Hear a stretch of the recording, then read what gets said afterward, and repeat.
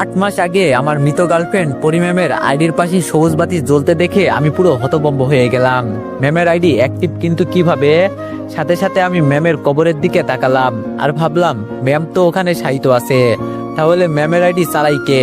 তাই অনেক এক্সাইটমেন্ট নিয়ে ম্যামের আইডিতে SMS করলাম, আসসালামু আলাইকুম। কিছুক্ষণ পরেই দেখি রিপ্লাই আসলো, লেখা ভেসে উঠল, ওয়ালাইকুম আসসালাম, কে আপনি? আমি বললাম, আমি যেই হই না কেন, আপনি কে? আরে আইডির মানুষ তো 8 মাস আগেই মারা গেছে। একটু পর আবার রিপ্লাই আসলো, আপনি কি তাকে চিনেন? আমি বললাম, হ্যাঁ চিনি, কারণ উনি আমার সবকিছু ছিল, আমার স্বপ্ন ছিলেন, আমার পুরো দুনিয়া ছিলেন। হি ওয়াজ মাই লাইফ। তো এভরিওয়ান, তোমরা কিছু বুঝতেছো না তো? তো চলো তোমাদেরকে ফ্ল্যাশব্যাকে নিয়ে যাই। আজ থেকে 8 মাস আগে ফেক আইডি থেকে আমার কলেজের ম্যাডামকে আই লাভ ইউ লিখে তড়িঘড়ি করে আইডিটা লগ আউট করে দিলাম। এখন অনেকটা ভয় লাগছে, যদি ম্যাডাম জানতে পারে তাহলে একটা মারও মাটিতে পড়বে না, কারণ ম্যাডাম অনেক রাগী।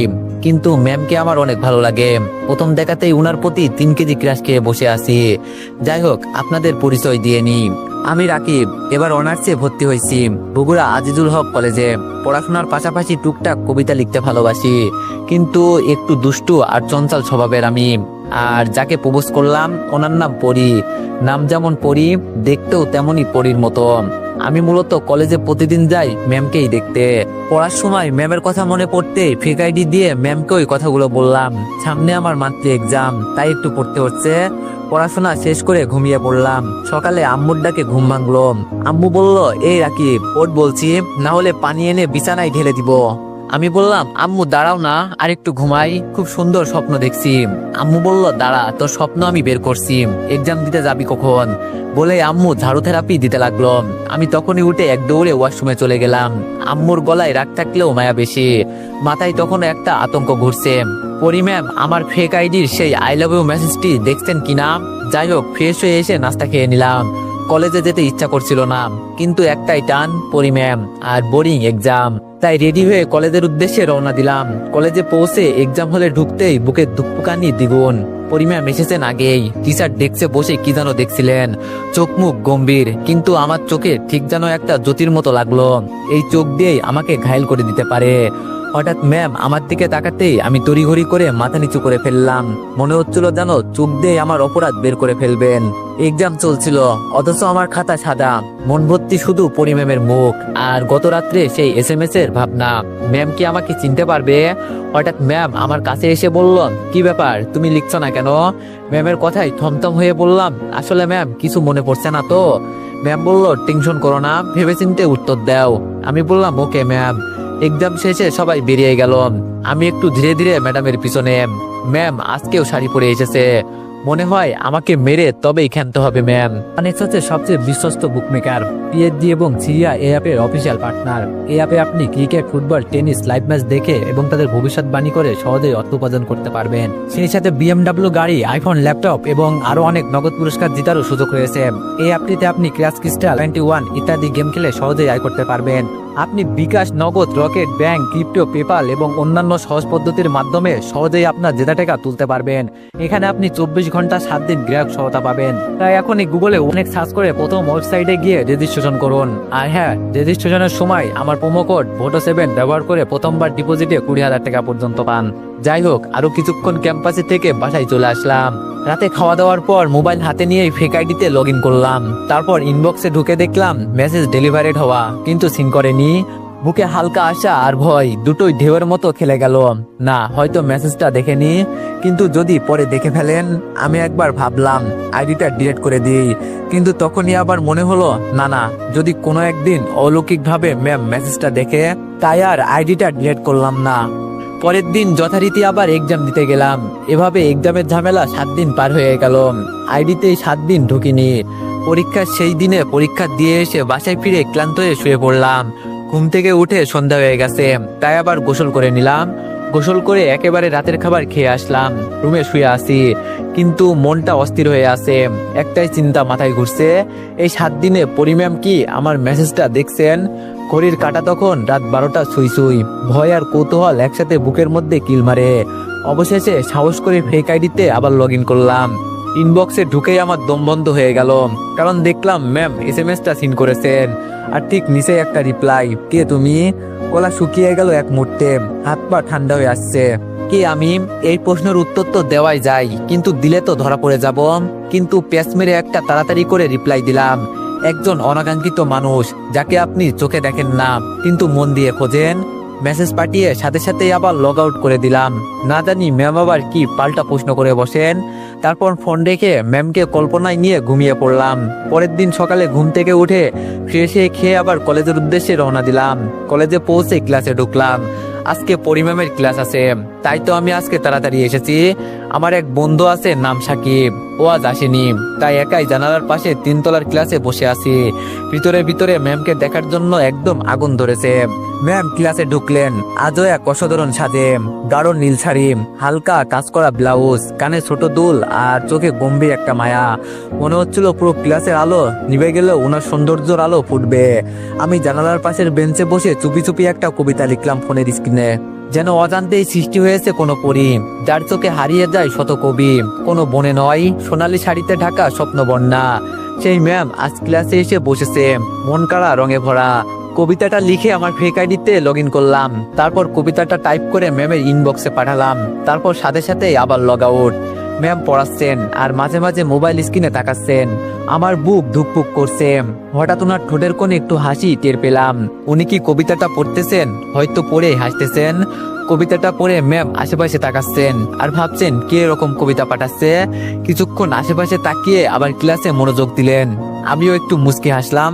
তারপর ক্লাস শেষ হতেই আমি বাসায় চলে আসলাম। বাসায় আসতেই আম্মু বলল, কিরে ক্লাস কেমন লাগছে? কিছুই তো জানালি না। আমি বললাম অনেক ভালো আম্মু। আম্মু বলল, কিরে প্রেমে টেমে পড়ছিস নাকি? আমি আম্মুর কথা শুনে কাশতে লাগলাম। কোন রকম নিজেকে সামলিয়ে বললাম, আম্মু কি বলে এগুলো? বলে আমি উপরে চলে গেলাম। আম্মু জোরে বলল, কেউ থাকলে জানাতে পারিস কিন্তু। রাতে খেয়ে শুয়ে আসি, কিন্তু ঘুম ধরছে না। রাত প্রায় 12টা বাজে। চারিদিকে নিঃশব্দতা। জানালার পর্দে একটু দুলছে বাতাসে। বিছানায় শুয়ে আমি ফোনটা হাতে নিয়ে আবারও ঢুকে পড়লাম আমার সেই রহস্যময় ফেক আইডিতে। লগ ইন করতে ইনবক্সে ঢুকে আমার চোখ আটকে গেল, কারণ পরিম্যামের একটা নতুন মেসেজ। কে তুমি? বলছো না কেন? আমি মুচকে আসলাম। পরিম্যাম রিপ্লাই করেছেন। ভাবতেই বুকের হার্টবিটটা জোরে লাফাতে লাগলো।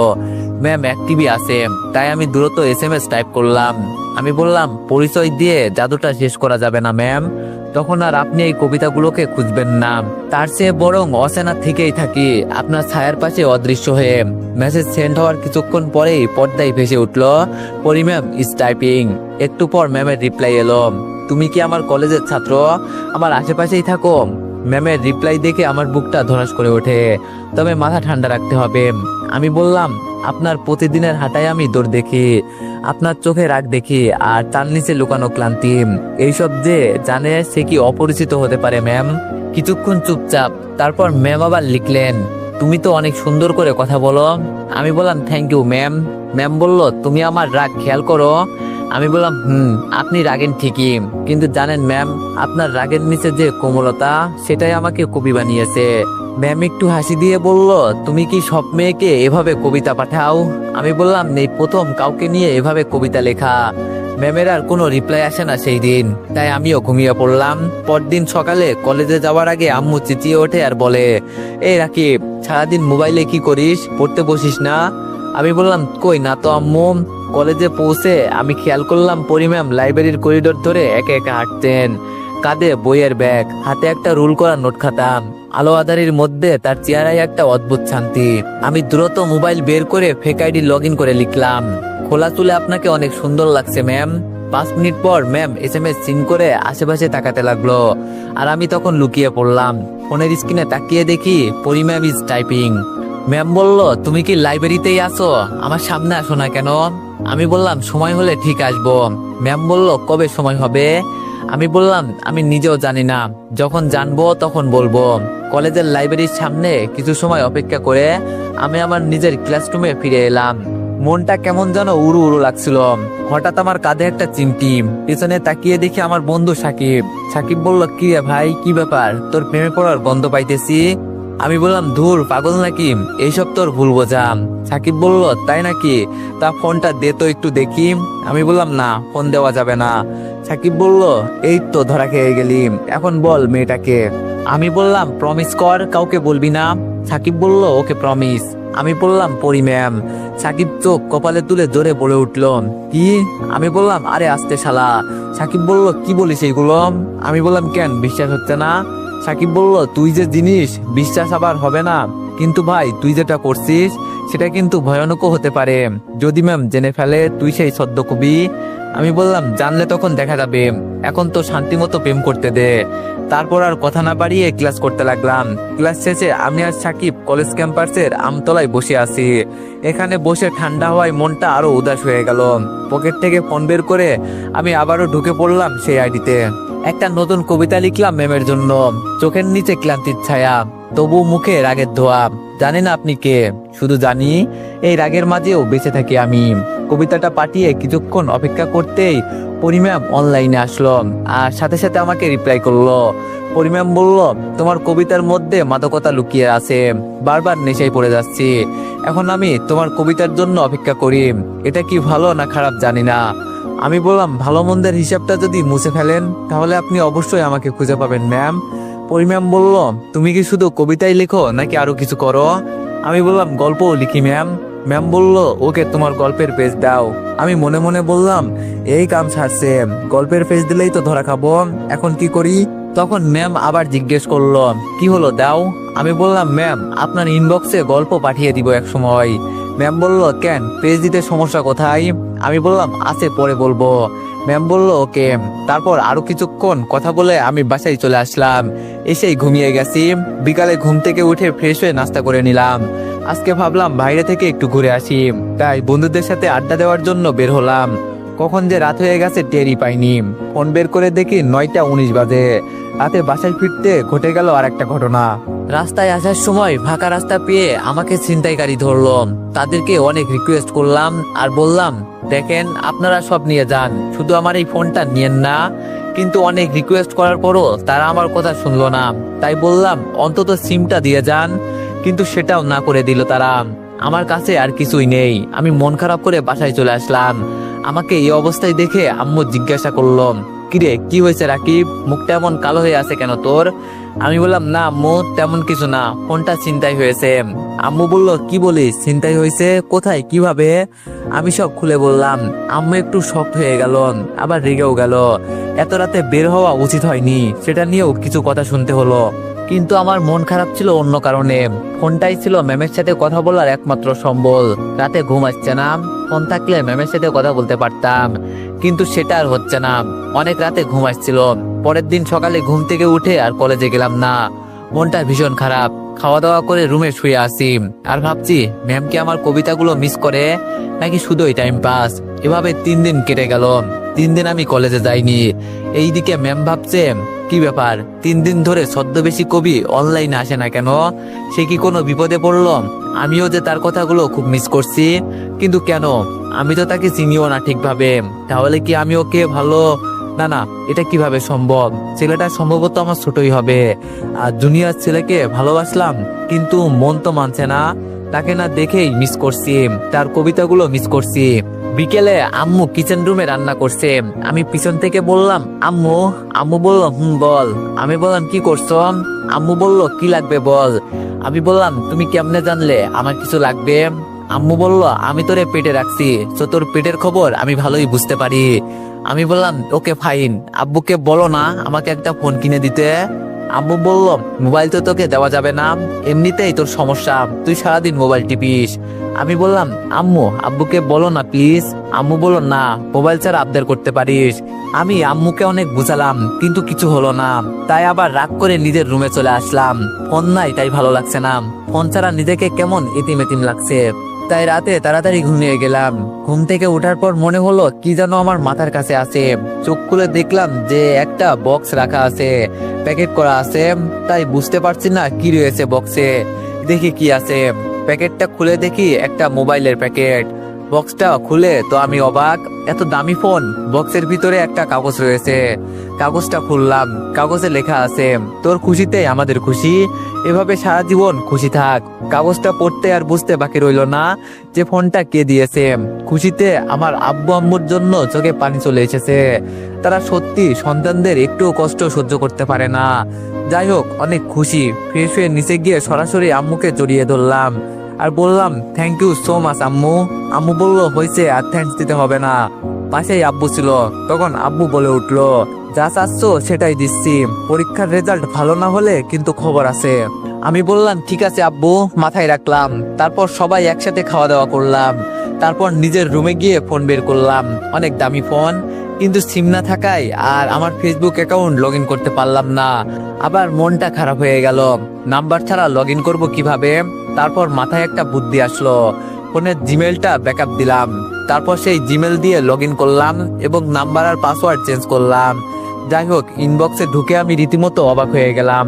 পরিম্যাম 99+ SMS করে রেখেছে। SMS গুলো ছিল এরকম, এই ছেলে কি হয়েছে তোমার, অনলাইনে আসো না কেন, আমাকে কবিতা কি শোনাবে, যখন চলেই যাবে তাহলে কেন এসেছিলে, তোমার কবিতাগুলো অনেক মিস করছি, সাথে আরো স্যাড ইমোজি। আমি এগুলো দেখে টাস্টি খেয়ে গেলাম। এ তো দেখি মেঘনা চাইতেই বৃষ্টি। তাই আমি ম্যামকে SMS দিলাম, হ্যালো ম্যাম। ম্যাম কিছুক্ষণ পরেই রিপ্লাই দিল, এই ছেলে তোমার সমস্যা কি। আমি বললাম কই কোনো সমস্যা নেই তো ম্যাম। ম্যাম বললো তাহলে অনলাইনে আসনি কেন 3 দিন। আমি বললাম আসলে ম্যাম। ম্যাম বললো তুমি জানো তোমার কবিতা শোনার জন্য কত ছটফট করেছি। আমি বললাম সরি ম্যাম। ম্যাম বললো কিসের সরি, কোনো ক্ষমা নেই। আমি বুঝলাম ম্যাম রাগ আর অভিমান করে আছে। তাই ম্যামের রাগ আর অভিমান ভাঙানোর জন্য একটা রোমান্টিক কবিতা পাঠালাম। কবিতাটি হলো, আপনি যে আমার মেঘবালিকা, চোখের জলে ভেজা বৃষ্টি, আপনারে হারালে যে বুকের ভেতর ফাঁকা পড়ে যায় এক দৃষ্টি, আপনি ছুলে শিশির স্নিগ্ধতা, মনটা গলে পড়ে ছন্দে, আপনার কথা না শুনলে এই হৃদয়টা কান্দে নিবরন্দে, আপনি না বললেই ভালোবাসি, আমি বুঝি চোখের ভাষায়, আপনি আমার সন্ধ্যা তারকা, আপনি সকাল রোদে হাসাই, রাগ করেন যত অভিমান রাখেন তবুও থাকেন পাশে চুপচাপ, আপনার মতো কেউ হয় না ম্যাম, আপনি একান্তই আমার স্বপ্নের চাঁদ। কবিতাটা পাঠানোর পর আমি ফোনের স্ক্রিনের দিকে তাকিয়ে অপেক্ষা করতে লাগলাম। মিনিট খানেকের মধ্যেই রিপ্লাই এলো, তুমি আসলে একটা পাগল। এই কবিতাটা পড়ে আমার চোখে পানি চলে এলো। তোমার কবিতার নেশায় আমি ডুবে যাই। তুমি জানো না, তুমি না থাকলে আমি ঠিক কতটা একা হয়ে পড়ি। আমি চুপ করে গেলাম। মনে হচ্ছিল ফোনের ওপাশ থেকে যদি একবার শুধু স্পষ্ট করে বলতে পারতাম, ম্যাম আমি সবসময় আপনার পাশে আছি। ভাবনা চিরচ্ছেদ ঘটিয়ে আমি আবার রিপ্লাই দিলাম, ম্যাম আপনার কি রাগটা একটু কমলো। ম্যাম বলল রাগ কমে গেছে কবিতার মাঝেই, কিন্তু তুমি আর কখনো এমন করে হঠাৎ হারিয়ে যেও না প্লিজ। আমি বললাম প্রমিস ম্যাম, আর হারাবো না, আর কাঁদাবো না। ম্যাম একটা লাল হার্ট ইমোজি পাঠিয়ে দিলেন। তারপর বললেন, আচ্ছা বললে না তো কেন উদাও হয়েছিলে। আমি বললাম আসলে ম্যাম ফোনটা ছিনতাই হয়ে গিয়েছিল, অনেক রিকোয়েস্ট করছিলাম ফোনটা না নেওয়ার জন্য, কিন্তু তবুও তারা সবকিছু ছিনিয়ে নিয়ে গেল। ম্যাম বলল তাহলে কথা বলছে কিভাবে। আমি বললাম নতুন ফোন আব্বু কিনে দিয়েছে। ম্যাম বলল ও আচ্ছা। কিছুক্ষণ চুপ থেকে ম্যাম আবার বলল, আচ্ছা তোমার নামটা কি, আমি তো কিছুই জানি না, এই কাম সারছে। এখন যদি নাম বলি তাহলে বুঝে যাবে আমি এইসব করছি, এখন কি বলি আমি। ম্যাম আবার লিখলেন, কি হলো বলো তোমার নাম কি। আমি বললাম ম্যাম আমি এভাবে নাম বলতে চাই না। ম্যাম বলল মানে। আমি বললাম মানে যেই দিন আপনার সামনে আসবো আমি চাই সেই দিন আপনি আমার সবকিছু জানতে পারবেন। ম্যাম বলল বাহ, ব্যাপারটা কিন্তু অনেক ইন্টারেস্টেড, অনেক কিছু লুকিয়ে আছে তোমার মধ্যে, অনেক রহস্য। আমি বললাম আমি চাই সেই রহস্য আপনি নিজেই উদ্ঘাটন করেন। ম্যাম বলল আচ্ছা ঠিক আছে, আমি তোমার রহস্য খুঁজে বের করব অবশ্যই, কিন্তু। আমি বললাম কিন্তু কি। ম্যাম বলল কিন্তু এখন তোমাকে আমি কি নামে ডাকবো। এই লাইনটা যেন আমাকে একটু ভাবিয়ে তুললো, এখন আমাকে কি নামে ডাকতে পারে। ম্যাম আবার লিখলেন, কি হলো বলো তোমাকে কি নামে ডাকবো। আমি চোখ বন্ধ করে কিছুক্ষণ ভাবলাম, তারপর টাইপ করতে শুরু করলাম। আমি বললাম ম্যাম আমি চাই আপনি আমার কবিতার ছন্দে আমাকে খুঁজুন, যার প্রতিটা শব্দে আপনি আছেন সেই তো আমি। একটু থেমে আবার টাইপ করলাম, ম্যাম আমাকে আপাতত পিচ্চি স্বপ্নচারী নামে ডাকতে পারেন। ম্যাম বলল পিচ্চি স্বপ্নচারী সেটা আবার কেমন নাম। আমি বললাম এই নাম দিলাম কারণ যে আপনার স্বপ্নে হাঁটে আর বাস্তবে আপনাকে খুঁজে বেড়াই নিঃশব্দে সেই তো স্বপ্নচারী, আর আমি আপনার থেকে ছোট, তো পিচ্চি স্বপ্নচারী। ম্যাম এসএমএসটা দেখে একটু মুচকে হাসির ইমোজি দিলেন। আমার হৃদয় স্পন্দন যেন একটু বেড়ে গেল। ফোনের স্ক্রিনের দিকে এক দৃষ্টিতে তাকিয়ে রইলাম। তারপর আবার ম্যামের রিপ্লাই এলো, তুমি সত্যিই পাগল আর অন্যরকম রোমান্টিক, আমি তোমাতে যে আসক্ত হয়ে যাচ্ছি পিচ্চি স্বপ্নচারী। আমি বললাম মন যা চাই তাই করতে দিন ম্যাম। ম্যাম বলল তবে মনে রেখো আমি কিন্তু একদিন ঠিকই তোমাকে খুঁজে বের করব, তখন কিন্তু মুখ লুকিয়ে পালাতে পারবে না। আমি মুচকি হেসে বললাম, ঠিক আছে ম্যাম, আপনি যদি খুঁজে পান আমি ধরা দেব। এমন মুহূর্তে মনে হচ্ছিল জানো এই জীবনে আমি কিছু একটা ঠিক করেছি। এই মানুষটা যাকে সবাই ভয় পায়, তিনি ক্লাসে সবার সামনে রাগী কণ্ঠে কথা বলেন, তিনি এতটা নরম এতটা মায়াবী হতে পারে সেটা কল্পনাও করিনি। কিছুক্ষণ পর ম্যাম আবার বলে উঠল, আচ্ছা আজকে তো অনেক কথা বললাম, আমাকে একটা কবিতা শোনাও, আমি শুনে শুয়ে পড়ি। কাল ক্লাস আছে, তোমার ক্লাস নেই? আমি বললাম, আছে ম্যাম, আপনার ক্লাস করার জন্য হলেও যাব। ম্যাম বলল, তাই নাকি? আমি বললাম, জি ম্যাম। ম্যাম বলল, ওকে, এখন একটা কবিতা শোনাও আমার জন্য। আমি বললাম, ওকে ম্যাম, এটা শুধু আপনার জন্য। বলেই আমি টাইপিং করলাম। রাতের আকাশে চাঁদের আলো, তবুও চোখে ভাসে এক মুঠো আলো। যিনি আগে ঝড় তোলেন ক্লাসরুমে, আসলে তিনি হৃদয়ের গভীরে বাকরূপে। আপনি আছেন বলেই তো স্বপ্ন দেখি, ঘুম ভাঙলেও থেকে যায় আপনার রেখি। চোখের সামনে নয়, তবুও মন জোড়ে আপনি। নিঃশব্দে ভালোবাসি, নাম হিনছেই স্বাক্ষর আমি। আপনি আছেন বলেই রাতটা রঙিন হয়, স্বপ্নের ভেতরেও আপনার মুখ খুঁজে রয়। আমি তো শুধু একজন পিচ্চি স্বপ্নচারী, আপনার হাসিতে বাধ্য আমার হৃদয় যাত্রী।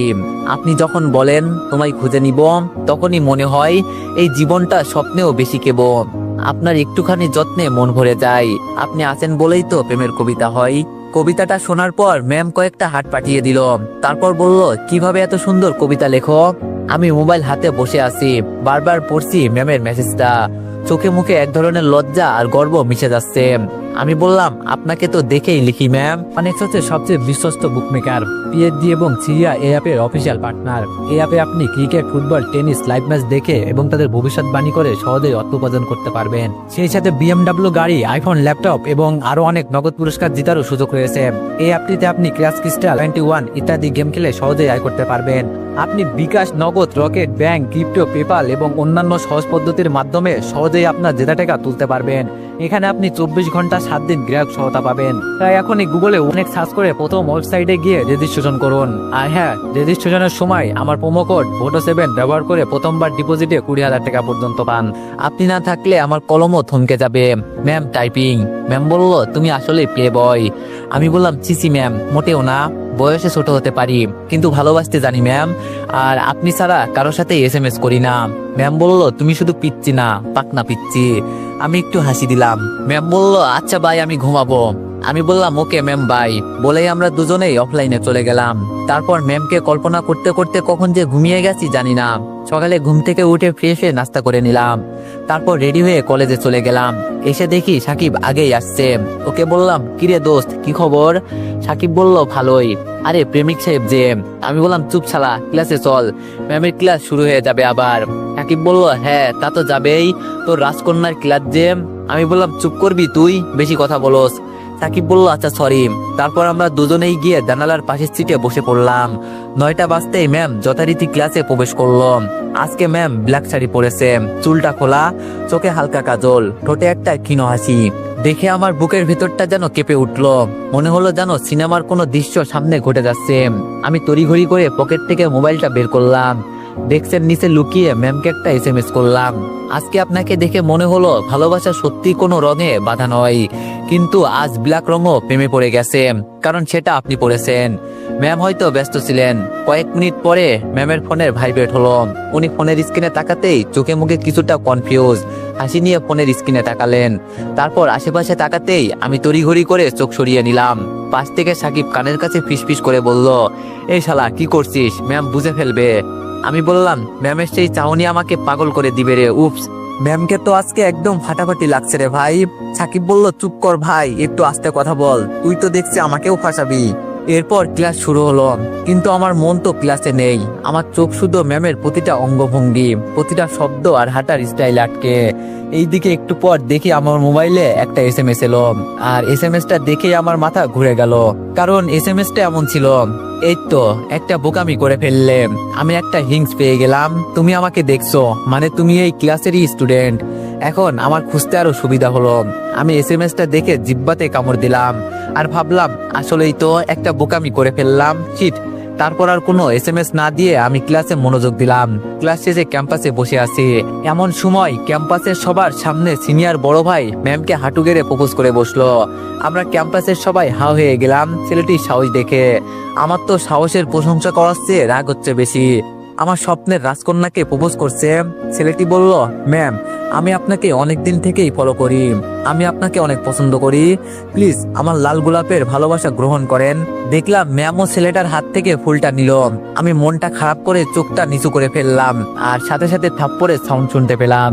আমি চোখ তুলে দেখি ছেলেটা বাম গালে হাত দিয়ে দাঁড়িয়ে আছে, আর ম্যাম রেগে আগুন হয়ে আছে। ম্যাম সাথে সাথে বলল, অসভ্য বেয়াদব কোথাকার, ম্যামকে রেসপেক্ট দিতে জানো না, কাকে কি বলতে হয় সেটাও জানো না, তোমাকে কলেজে অ্যাডমিশন দিয়েছে কে? ছেলেটি বাম গালে হাত দিয়ে মাথা নিচু করে বলল, সরি ম্যাম। ম্যাম বলল, ফার্দার যদি এইসব করতে দেখি সোজা কলেজ থেকে রেস্ট্রিক্টেড করে দিব। বলেই ম্যাম চলে যেতে লাগলো। সাকিব আমার কাঁধে হাত দিতেই আমি চমকে উঠলাম। তখন সাকিব বলল, দোস্ত দেখলি তো কেমন অবস্থা, তোরও পরিণতি আমি এরকম দেখতে পারছি, তাই সুযোগ থাকতে কেটে পড়, ম্যামের স্বপ্ন দেখা বন্ধ কর। আমি বললাম, শালা তুই আমার বন্ধু নাকি শত্রু বলতো, কই আমাকে একটু হেল্প করবি, তা না উল্টো আমাকে ভয় দেখাচ্ছিস। সাকিব বলল, বন্ধু বলেই তোর ভালো চাই, তাই সাবধান করছি। আমি বললাম, হইছে এখন বাসায় চল। সাকিব বলল, বলেই আমরাও যে যার বাসার দিকে রওনা দিলাম। গেটের সামনে আসতেই গেটে দেখতে পেলাম টুলেট বোর্ড ঝোলানো। কি ব্যাপার, আব্বু কি বাসা ভাড়া দিবে নাকি? তাড়াতাড়ি করে কলিং বেল চাপতেই আম্মু ভিতর থেকে দরজা খুলে দিল। আম্মু বলল, ভিতরে গিয়ে ফ্রেশ হয়ে নে, আমি খাবার দিচ্ছি। আমি বললাম, আম্মু বাইরে টুলেট বোর্ড লাগাইছো কেন, বাসা কি ভাড়া দিবে নাকি? আম্মু বলল, আমি বললাম, কেন? আম্মু বলল, তোর আব্বু ট্রান্সফার হয়েছে দিনাজপুর, তো সে ওখানে চলে যাবে, তোর পড়াশোনার জন্য আমি আর তুই যেতে পারছি না, কিন্তু বাসায় কিভাবে একা থাকবো, তাই তোর আব্বু উপরের ফ্ল্যাটটা ভাড়া দিবে। আসলে টাকার জন্য ভাড়া দিতাছি না, বাসায় মানুষ থাকলে ভালো লাগবে, সিকিউরিটির একটা ব্যাপার আছে। আমি বললাম, ঠিক আছে, তোমরা যা মনে করো। বলেই আমি উপরে চলে গেলাম। উপরে গিয়ে ফ্রেশ হয়ে নিলাম, তারপর খাওয়া দাওয়া করে রুমে শুয়ে আসি। হঠাৎ একটা এসএমএসটা অবশ্য ম্যামেরই। ম্যাম বলল, হাই পিচ্ছি স্বপ্নচারী। আমি বললাম, হ্যালো ম্যাম। ম্যাম বলল, বাসায় গেছো? আমি বললাম, আপনাকে রাখলে যে এত সুন্দর আর বেশি মায়াবী লাগে তা আগে কখনো খেয়াল করিনি ম্যাম। ম্যাম বলল, আমার আবার রাগী লোক কোথায় দেখলে? আমি বললাম, শুধু আমি কেন, ক্যাম্পাসের সবাই দেখছে। ম্যাম বলল, ও ওই ছেলের কথা বলছো? আমি বললাম, ম্যাম বলল, বেয়াদব একটা ছেলে, মাথাটাই গরম করে দিয়েছিল। আমি বললাম, ম্যাম একটা কথা বলবো? ম্যাম বলল, তোমার কথা শোনার জন্যই তো অনলাইনে আসি। আমি বললাম, সাহস করে বললাম কিন্তু। ম্যাম বলল, আরে বলো, সমস্যা নেই। আমি বললাম, আমিও যদি কখনো এমন করি আপনি কি আমাকে এভাবে অপমান করবেন? ম্যামের রিপ্লাই আসতে একটু দেরি হচ্ছিল। আমার বুকের ভেতরটাই যেন টিপ টিপ শব্দ করছে। এই প্রশ্নটা করে বসেছি কেন? এখন যদি উনি রেগে যান, অপমান মনে করেন, হয়তো ব্লকও করে দিতে পারেন। কিছুক্ষণ পর রিপ্লাই এলো, আমি তোমাকে চিনি না এখনো, কিন্তু একটা ব্যাপার বুঝতে পারছি, তুমি ওই রকম না, তুমি কখনো আমার সম্মান ভাঙতে পারবে না, আর তুমি করলে সেটা হবে ভিন্ন, বুঝলে, অন্যরকম। তার মানে বুঝতে পারলাম আমার জন্য একটু হলেও ফিলিংস আছে তার মনে। অনেক খুশি হলাম আমি। লুঙ্গি ডান্স দিতে ইচ্ছে করছে, কিন্তু নিজেকে কোনো রকম সামলিয়ে নিলাম। তারপর ম্যাম নিজেই বলল, আচ্ছা একটা কথা বলি। আমি বললাম, জি অবশ্যই ম্যাম, বলেন। ম্যাম বলল, আমরা কি কিছুক্ষণ ফোনে কথা বলতে পারি? তোমার পিক বা পরিচয় না দাও, কিন্তু ভয়েসটা তো শুনতে পারি, অনেক শুনতে ইচ্ছে করছে, প্লিজ। আমার বন্ধুরা বলেছিল ফোন করলে আমার ভয়েসটা নাকি অন্যরকম শোনায়, তাই আমিও কেন জানি না করতে পারলাম না, কারণ আমিও ম্যামের ভয়েসটা শুনতে ইচ্ছুক। তাই বললাম, আচ্ছা ঠিক আছে। ম্যাম বলল, নাম্বার দাও। আমি বললাম, নেন। ম্যাম 1 মিনিট পরেই ফোন দিল। আমি রিসিভ করতেই ম্যাম বলল, হ্যালো, আসসালামু আলাইকুম। কণ্ঠ শুনে আমি আবারও এক দফা ক্রাশ খেয়ে গেলাম। কণ্ঠ শুনে মনে হচ্ছে আমি পরীর রাজ্যে আছি, যে আমার সামনে গান গাচ্ছে। আমার চুপ করে থাকা দেখে সে আবার বলল, হ্যালো, আসসালামু আলাইকুম। আমি বললাম, জি ওয়ালাইকুম আসসালাম। ম্যাম বলল, কি ব্যাপার পিচ্ছি স্বপ্নচারী, তোতলাছো কেন? কণ্ঠ শুনে ক্রাশ খাইছো নাকি? আমি বললাম, এই রে যা, ম্যাডাম কেমনে জানলো? সত্যিই তো খাইছি। তারপর ম্যাম আবার বলল, কি হলো, কথা বলো না কেন? আমি বললাম, না এমনি। যাই হোক, আপনার কণ্ঠটা অনেক সুন্দর ম্যাম। ম্যাম বলল, কেন পিচ্ছি, ভালো লাগছে বুঝি? আমি বললাম, জি। ম্যাম বলল, যাক তবুও ভালো লাগলো, আর তোমার ভয়েসটাও কিউট আছে। আমি বললাম, থ্যাংক ইউ ম্যাম। তারপর আরো কিছুক্ষণ ম্যামের সাথে কথা বলে রেখে দিলাম। তারপর কখন যে ঘুমিয়ে পড়েছিলাম মনে নেই। ঘুম থেকে উঠে দেখি সন্ধ্যা হয়ে গেছে, তাই ফ্রেশ হয়ে একটু ছাদে গেলাম। সন্ধ্যায় লাইটের আলো সারা শহরকে জেগে রেখেছে, দেখতেই মনটা ভালো হয়ে গেল। অনেকক্ষণ ছাদে থাকার পর রুমে গেলাম। রাতে পড়াশোনা করে আর অনলাইনে যাইনি, তাড়াতাড়ি ঘুমিয়ে পড়েছিলাম। ফজরের আজান দিচ্ছে এমন সময় ফোনে মেসেজ আসলো। দেখি ম্যামের মেসেজ। ম্যাম বলল, ওই পিচ্ছি, ঘুম থেকে উঠে নামাজ আদায় করো। আমি অবাক হয়ে কিছুক্ষণ তাকিয়ে থাকলাম। আজকাল ম্যাম আমার প্রতি একটু বেশি কেয়ারিং, মনে হচ্ছে পছন্দ করে। যাই হোক, আমি খুশি হয়ে ভোরে ঘুম থেকে উঠে অজু করে এসে নামাজ আদায় করলাম। তারপর ঘুমানোর চেষ্টা করলাম, কিন্তু ঘুম কিছুতেই আসলো না। তাই বাইরে হাঁটাহাঁটি করতে গেলাম। বাসায় এসে দেখি আম্মু নাস্তা রেডি করছে। আম্মু আমাকে দেখে তো অবাক, যেই ছেলেকে 9টার আগে ডেকে ঘুম থেকে তোলা যায় না, সে আজ ভোর 6টায় উঠছে। আম্মু কাছে এসে মাথায় হাত দিয়ে বলল, কিরে জ্বর হয়নি তোর? আমি বললাম, আম্মু কি বলছে এইগুলো? আম্মু বলল, যেই ছেলেকে 9টার আগে ডেকেও ঘুম থেকে তোলা যায় না, সে ভোর 6টায় কিভাবে উঠলো? আমি বললাম, তুমি বুঝবে না বলে আমার রুমে চলে গেলাম। এসে গোসল করে একেবারে কলেজের জন্য রেডি হলাম। তখন আম্মু আবার রুমে আসলো। আমি আম্মুকে দেখে বললাম, আম্মু কিছু বলবা? আম্মু বলল, আমি বললাম, বলো কি বলবা? আম্মু বলল, আজকে কলেজে যাস না। আমি বললাম, কেন আম্মু? আম্মু বলল, কালকে তোর নানুর মৃত্যুবার্ষিকী, আমি আর তোর আব্বু যেতে পারবো না কাজের চাপে। তুই যদি যাস খুব ভালো হতো। তোর মামা তোকে যেতে বলেছে। আজকে গিয়ে কাল মিলাদ করে কবর জিয়ারত করে চলে আসবি। আমি বললাম, কিন্তু আম্মু আমার ক্লাস আছে। আম্মু বলল, 2 দিন না গেলে কিছুই হবে না। আমি অনেক ভেবে আম্মুকে খুশি রাখতে বলেই দিলাম, ঠিক আছে যাব। আম্মু বলল, লক্ষ্মী ছেলে আমার, বলেই আম্মু অনেক খুশি হয়ে চলে গেল। আজকে আর ম্যামকে দেখা হলো না। সকালে খাবার খেয়ে আব্বু আম্মুকে বলে ব্যাগ গুছিয়ে রওনা দিলাম। আমার নানুর বাসা কুষ্টিয়ায় ছোট্ট একটা গ্রামে। গ্রামের নাম শিমুলপুর। বগুড়া গিয়ে কুষ্টিয়ার বাসে উঠে পড়লাম। ম্যামের জন্য অনেক মন খারাপ লাগছে, 2 দিন দেখতে পারবো না। যাই হোক, কয়েক ঘন্টা পর কুষ্টিয়া বাস স্ট্যান্ডে নেমে পড়লাম। রাস্তাগুলো অনেক পরিবর্তন হয়ে গেছে। অনেকদিন আগে এসেছিলাম, কিছুই চিনতে পারছি না। তাই একটা লোককে জিজ্ঞেস করলাম, এক্সকিউজ মি ভাই। লোকটি বলল, জি বলেন। আমি বললাম, শিমুলপুর যাওয়ার রাস্তাটি একটু বলে দিবেন। লোকটি বলল, জি, এই রাস্তা দিয়ে হেঁটে গেলে কিছুদিন পর একটা নদী দেখতে পাবেন, সেই নদী পার হলে শিমুলপুর গ্রাম। আমি বললাম, ওকে ভাই, থ্যাংক ইউ। তারপর আমি লোকটির দেওয়ার নির্দেশন অনুযায়ী হাঁটতে লাগলাম। কিছুদিন পরে একটি নদী দেখতে পেলাম। নদীর ধারে এসে দাঁড়ালাম। বিকালের রোদ্রে আর নদীর পানি চিকচিক আলো শরীরকে আর মনকে এক অদ্ভুত শান্তি এনে দিল। নদীর ঘাটে এসে দেখি একটা ছোট নৌকা বাঁধা আছে। পাশে দাঁড়িয়ে আছে একজন মাঝবয়সী লোক। কাছে যেতেই উনি মুখ তুলে বললেন, শিমুলপুর যাবেন? আমি বললাম, হ্যাঁ চাচা যাবো। লোকটি বলল, ওঠেন, ওপারে নামিয়ে দিব।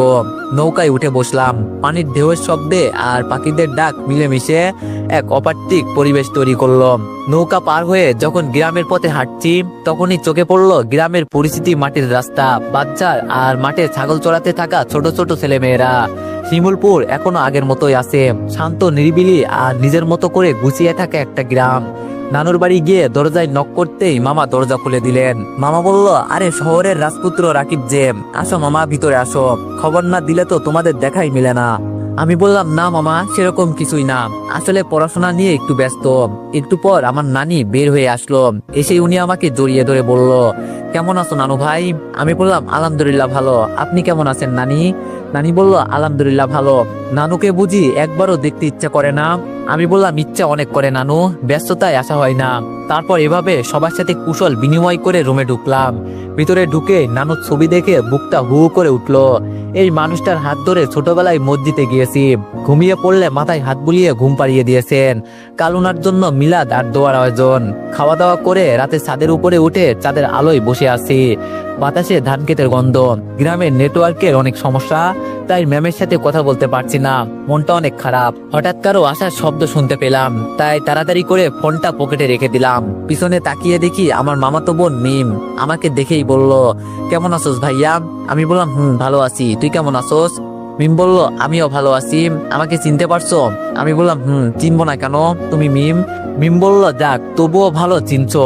শহরে থেকে তো সাদা মুলার মতো হয়ে গেছো ভাইয়া। আমি বললাম, এই খবরদার। মিম একটু হাসি দিয়ে বলল, তুমি তো আমাদের ভুলেই গেছো। আমরা গ্রামে থাকি বলে আমাদের ভালো লাগে না বুঝি? আমি বললাম, এটা কি ধরনের কথা? এরকম বললে কিন্তু সত্যি আর আসবো না। মিম বলল, আচ্ছা সরি, নাও। আমি বললাম, তা তুমি এখন কোন ক্লাসে? মিম বলল, ইন্টার ফার্স্ট ইয়ারে ভাইয়া। তা আমাদের ভাবি কেমন আছে? আমি বললাম, কে ভাবি? মিম বলল, আরে তোমার জিয়ে। আমি বললাম, ভালোই আছে। মিম বলল, তার সাথে কথা বলার জন্য ছাদে আসছো নাকি? আমি বললাম, মিম বলল, দেখি ভাবির পিক। আমি বললাম, আমার কাছে নেই। মিম বলল, মানে কি ভাইয়া, তোমার জিএফ আর তোমার কাছে পিক নেই? কাহিনী কি বলো তো ভাইয়া? তারপর আমার আর ম্যামের ব্যাপারটা মিমকে সবটাই খুলে বললাম। সব শুনে মিম বলল, ভাইয়া তো পুরোই সিনেমার মতো, কিন্তু ভাবিকে দেখার খুব ইচ্ছে ছিল। আমি বললাম বিয়ের পরে দেখো। মিম বলল ঠিক আছে, অপেক্ষায় থাকলাম। কিছুক্ষণ পর নানি নিচ থেকে ডাক দিল। তখন মিম বলল আসো, দাদি ডাকতেছে, নিচে আসো। আমি বললাম বলে আমি আর মিম নিচে চলে আসলাম। তারপর নানির রুমে আরো কিছুক্ষণ আড্ডা দিলাম। তারপর আমাকে থাকতে দেওয়া রুমে এসে ঘুমিয়ে পড়লাম। পরের দিন সকালে ঘুম থেকে উঠে ফ্রেশ হয়ে খাওয়া দাওয়া করে নিলাম। সকাল থেকে মিলাদের জন্য আয়োজনের জন্য সবাই কাজে লেগে পড়েছে, তাই আমিও সবার সাথে কাজে লেগে পড়লাম। দুপুরের মধ্যেই অন্যান্য খালাখালো আর ভাই বোনেরা চলে আসলো, তাদের সাথে কথাও হলো। বিকালে মিলাদের জন্য বাসায় মানুষ আসতে শুরু করলো। সন্ধ্যার মধ্যে মিলাদ আর কবর জিয়ারত ছেড়ে রাতে খাওয়া দাওয়া আয়োজন করা হলো। খাওয়ার শেষে মানুষজন চলে গেল, আমরাও খেয়ে নিলাম সবাই। রাতে বাসার উদ্দেশ্যে বগুড়া রওনা দিতে চাইলাম, কিন্তু মামা নানি মামি কিছুতে আর আসতে দিল না, তাই বাধ্য হয়ে আর এক রাত থাকতে হলো। রাতে সব খালারাও থেকে গেল, তাই নানি খালা সব ভাই বোন মিলে অনেক জমিয়ে আড্ডা মারা হলো। আমার আম্মু থাকলে আরো অনেক আড্ডা জমতো। কতদিন পর আমরা সব খালাতো মামাতো ভাই বোন একত্রে হয়েছি তা বলা মুশকিল। সবাইকে দেখতে পেয়ে আমার অনেক ভালো একটা সময় কাটলো, তাই সারা রাতি সবাই আড্ডা দিলাম। ভোর রাত্রে একটু ঘুমিয়েছিলাম, ঘুম ভাঙলো দুপুর 1টায়। উঠে তো আমি নিজেই অবাক, কখন এত ঘুমালাম আর মামা মামিও ডাক দেয়নি। ঘুম থেকে উঠে একেবারে গোসল করে খাওয়া দাওয়া সেরে নিলাম। বিকালের দিকে সবার থেকে বিদায় নিয়ে বগুড়ার উদ্দেশ্যে রওনা দিলাম। আসার সময় নানি আমাকে জড়িয়ে ধরে অনেক কেঁদেছেন, আমারও তখন মন খারাপ হয়েছিল। মিম আসার সময় ফিসফিস করে বলল, ভাইয়া পরের বার তোমাদের ওখানে গেলে যেন ভাবিকে দেখতে পাই। আমি বললাম ইনশাল্লাহ বলেই রওনা দিলাম। মামা নদী পার হয়ে এসে বাস পর্যন্ত এগিয়ে দিয়ে গেল। প্রায় 4 ঘন্টা জার্নি করে রাত 8টায় বগুড়া বাস স্ট্যান্ডে নামলাম। সেখান থেকে সিএনজি করে 9টার মধ্যে বাসার সামনে চলে আসলাম। ভাড়া মিটিয়ে দরজার কলিং বেল চাপতেই আম্মু দরজা খুলে দিল আর বলল, কিরে কেমন আছিস? আমি বললাম ভালো আছি আম্মু, তবে অনেক টায়ার্ড। আম্মু বলল ঠিক আছে, ফ্রেশ হয়ে খেয়ে রেস্ট নে। আমি বললাম খাবো না আম্মু, ঘুমিয়ে যাব, কাল সারা রাত জেগেছিলাম, খালা নানি মামা মামি ঘুরতে দেয়নি। আম্মু বলল অনেক মজা করলি মনে হয়, তুই তো যেতেই চাইলি না। আমি বললাম মজা করছি, কিন্তু তোমাদের অনেক মিস করছি। আব্বু হঠাৎ পিছন থেকে বলে উঠল, কেমন মিস করছো তা তো আমাদের জানাই আছে, একটা ফোনও করনি, আর আমরা করলে তবুও বন্ধ। আমি বললাম আসলে আব্বু গ্রামের নেটওয়ার্ক অনেক সমস্যা, তাই। আর 2 দিন হলো ফোনে চার্জ শেষ হয়ে গেছে, এই জন্য ফোন বন্ধ হয়ে গেছে। আম্মু বলল ঠিক আছে, তুই উপরে যা, ফ্রেশ হয়ে রেস্ট নে।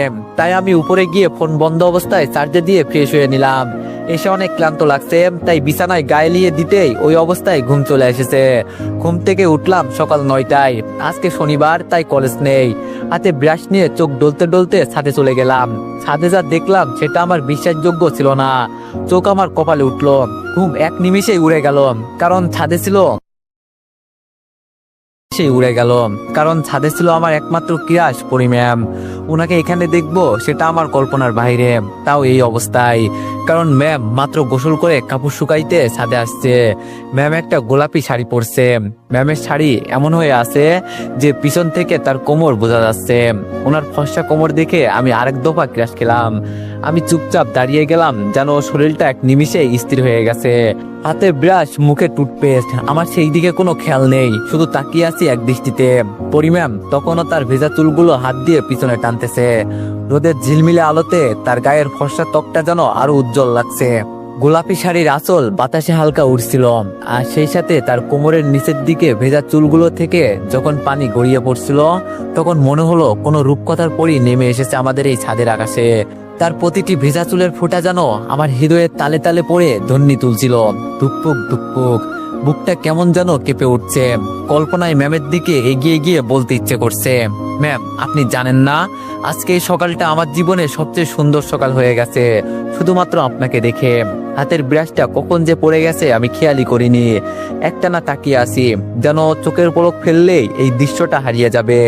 ম্যাম তখন তার শাড়ির আঁচলটা ভালোভাবে গুছিয়ে নিচ্ছিলেন, কিন্তু আমার চোখ তখনও তার কোমরের মোহে আটকে।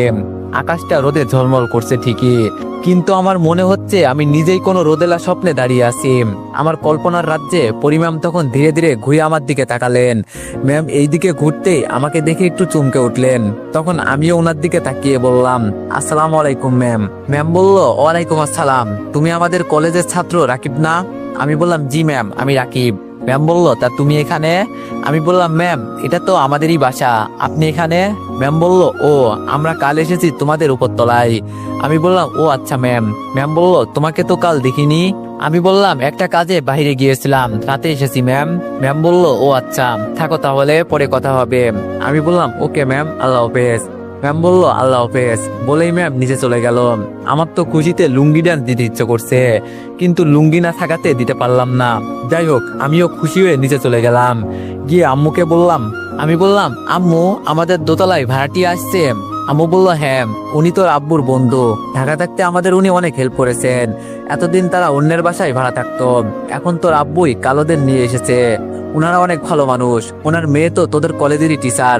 আমি বললাম তারপর আমি আমার রুমে গিয়ে ফ্রেশ হয়ে নিলাম। তারপর নাস্তা খেয়ে নিজের রুমে গিয়ে ভাবলাম 2 দিন হলো ম্যামের সাথে কথা হয়নি, আজকে একটু আইডিতে ঢুকি।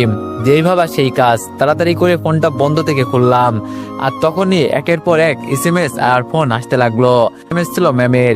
এই 2 দিনের সব এসএমএস এর ফোন কল একসাথে ঢুকেছে, প্রায় 50+ এসএমএস আর 20+ কল। ফেসবুক আইডিতে লগ ইন করে দেখি ওই একই অবস্থা, এসএমএস এর সমারোহ। দেখি ম্যাম অ্যাক্টিভই আছে, তাই লিখলাম হ্যালো ম্যাম। সাথে সাথে ম্যাম সিন করলো আর টাইপিং করলো, তুমি অনেক খারাপ। আমি বললাম কেন ম্যাম, আমি আবার কি করলাম? ম্যাম বলল তুমি আমাকে না বলে 2-3 দিনের জন্য শুধু হারিয়ে যাও আর আমাকে কষ্ট দাও। আমি বললাম সরি ম্যাম।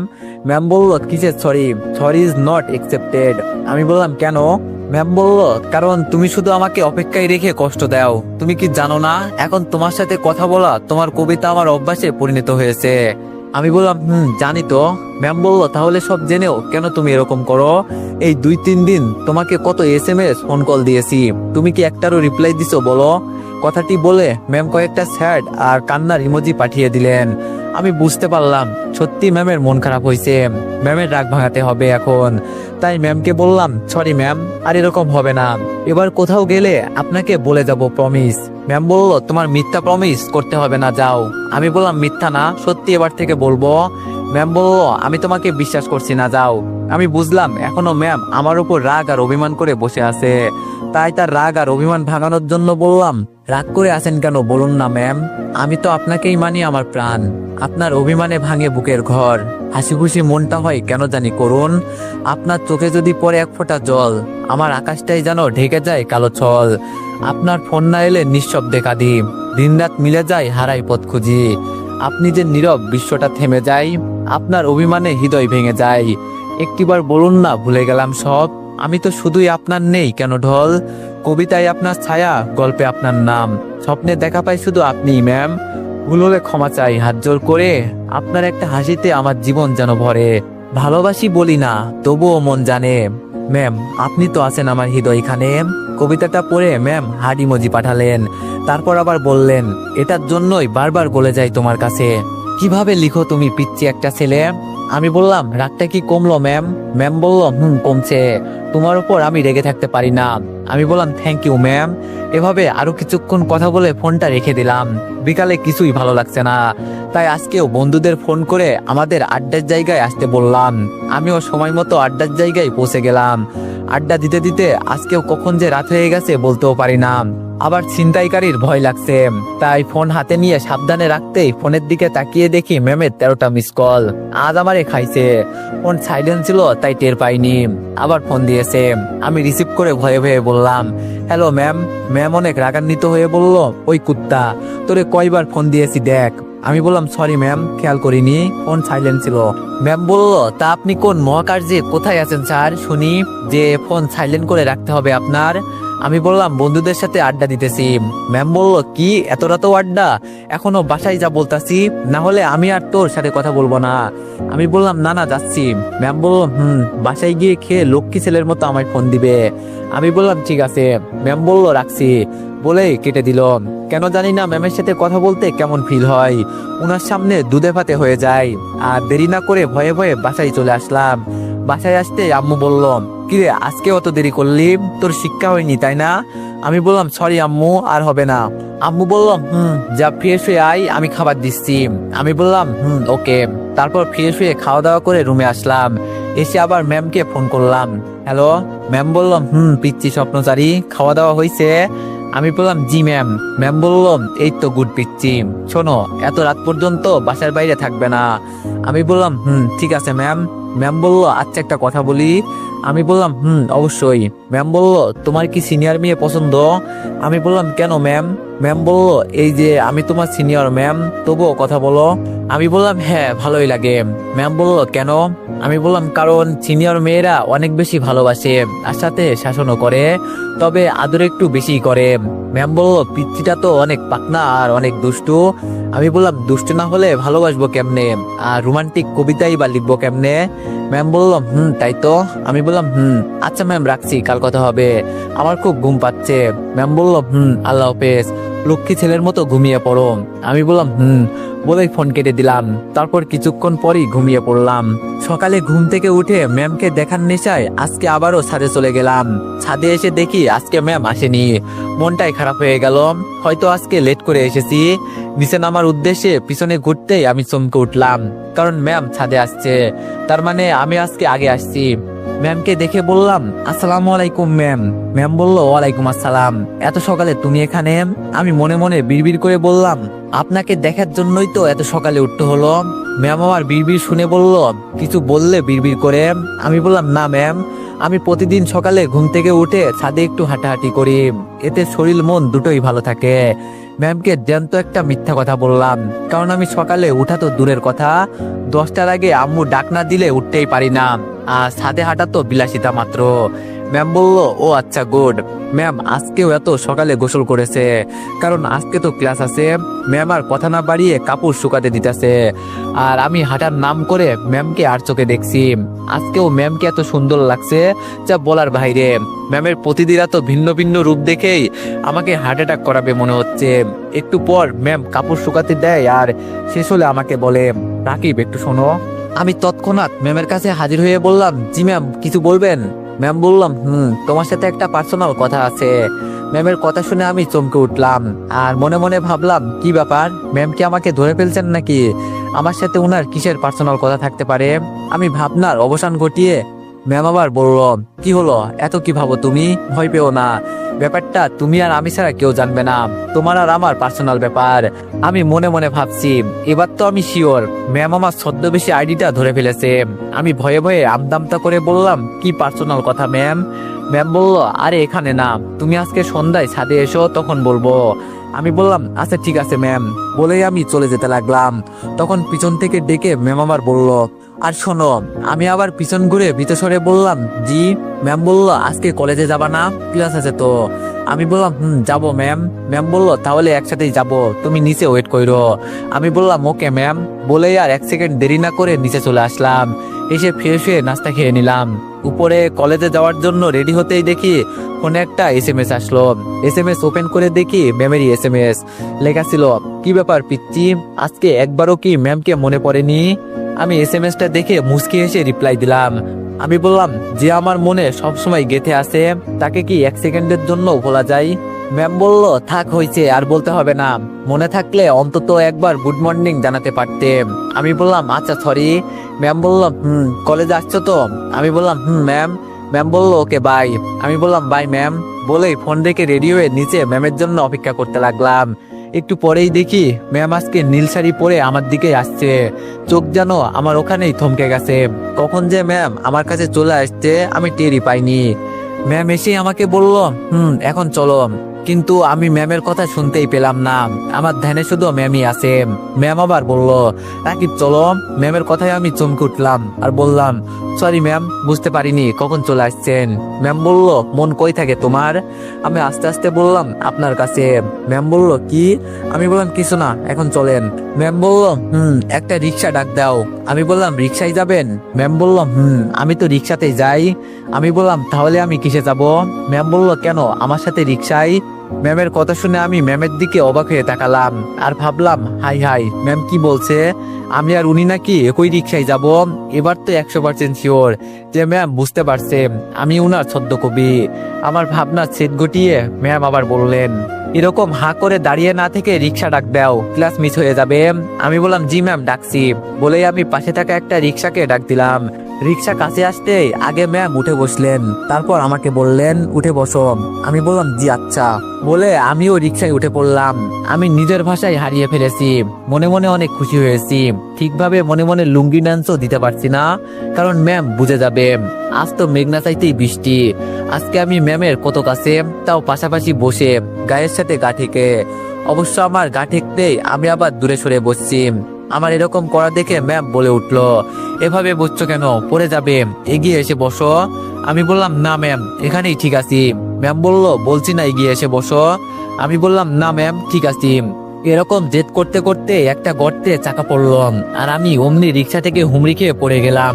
আমার এই অবস্থা দেখে ম্যাম একটু জোরেই হাসতে লাগলো। এই মুহূর্তে আমার তো ম্যামের সামনে লজ্জায় মাথা কাটা যাচ্ছিল।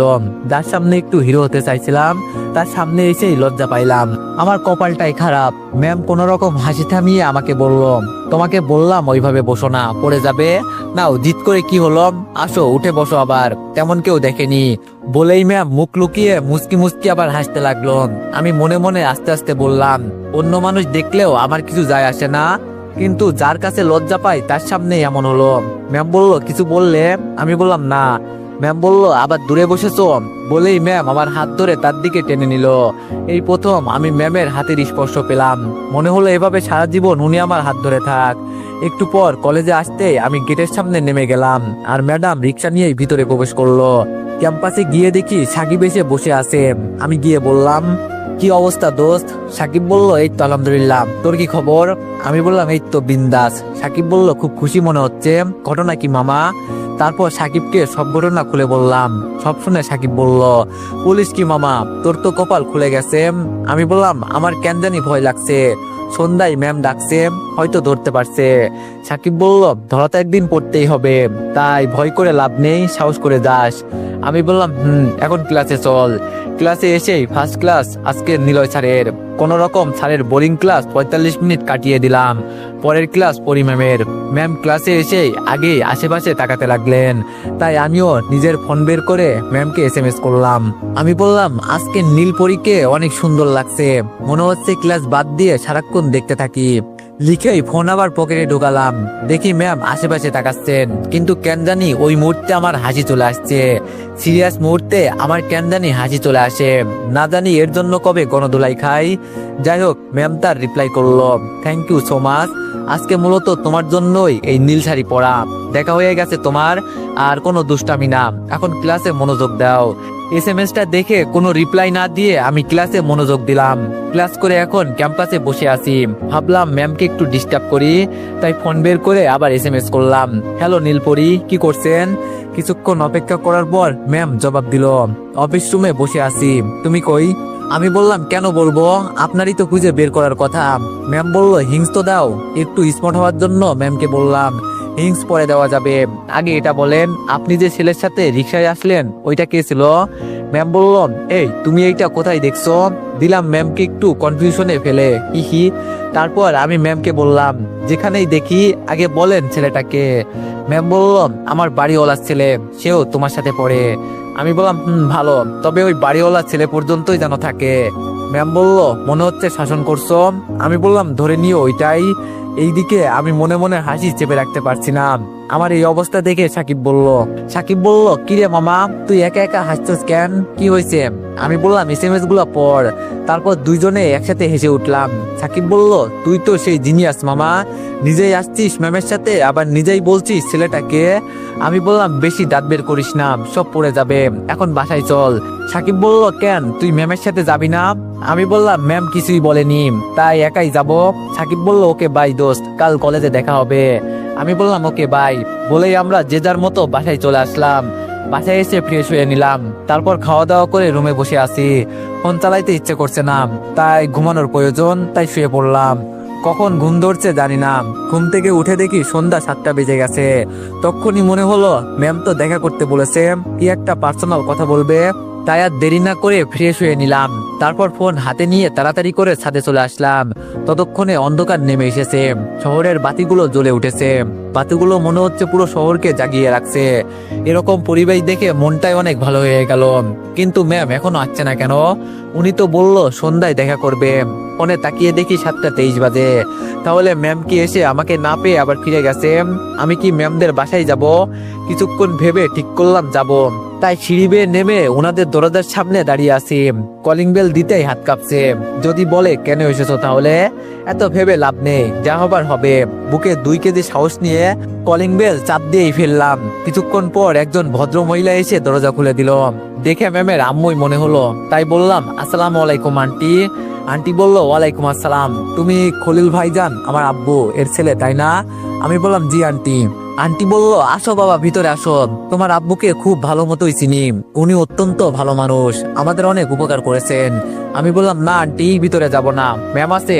আন্টি বলল কে, পড়ি? আমি বললাম জি আন্টি। আন্টি বলল আছে, তুমি ওর রুমে যাও। আমি বললাম না আন্টি, আজকে ভিতরে যাব না, আপনি ম্যামকে ডেকে দেন। আন্টি বলল আরে আসো তো ভিতরে। বলে আন্টি আমার হাত ধরে ভিতরে নিয়ে গেল। তারপর বলল তুমি ওই রুমে যাও, ওখানে পড়ি আছে, আমি তোমার জন্য নাস্তার ব্যবস্থা করি। আমি ম্যামের রুমে যেতে লাগলাম।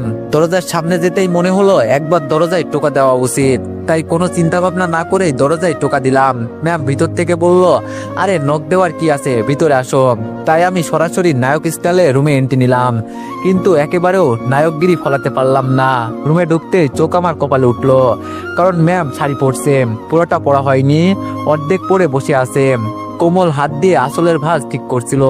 চুলগুলো খোলা এলোমেলো ভাবে কাঁধের উপরে পড়ে আছে। ও যেন কোনো কবিতার অবিনষ্ট ছন্দ। ম্যাম নিচু হয়ে শাড়ির ভাঁজ ধরে আছে। উনি এখনো আমাকে লক্ষ্য করেননি। ম্যামের শাড়ির আঁচল পড়ে আছে, আর স্পষ্ট তার নাভি বোঝা যাচ্ছে, যেন আমাকে আকর্ষণ করছে। সেই মুহূর্ত আমার নিঃশ্বাস থমকে গেল। মুহূর্তটা এতটাই সুন্দর, এতটাই হৃদয় কাঁপানো ছিল যে আমি কথা বলতে ভুলে গিয়েছিলাম। একটু পর ম্যামই বললেন আম্মু ওখানে দাঁড়িয়ে না থেকে আমার শাড়ির কুচিটা ধরো, আমি একা পারছি না ঠিক করতে। ম্যামের কথায় আমার জ্ঞান ফিরলো।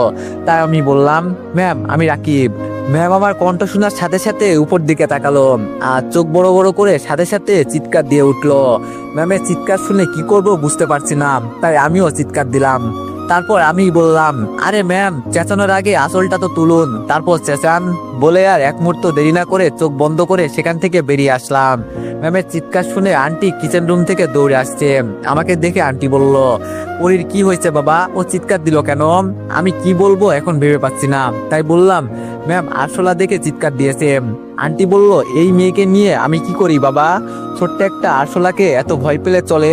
আমি ভাবলাম কি নাকি। বলে আন্টি আবার কিচেন রুমে যেতে লাগলো। আমাকে বের হয়ে যেতে দেখে উনি আবার বলল তুমি চলে যাচ্ছ কেন বাবা, কিছু খেয়ে যাও।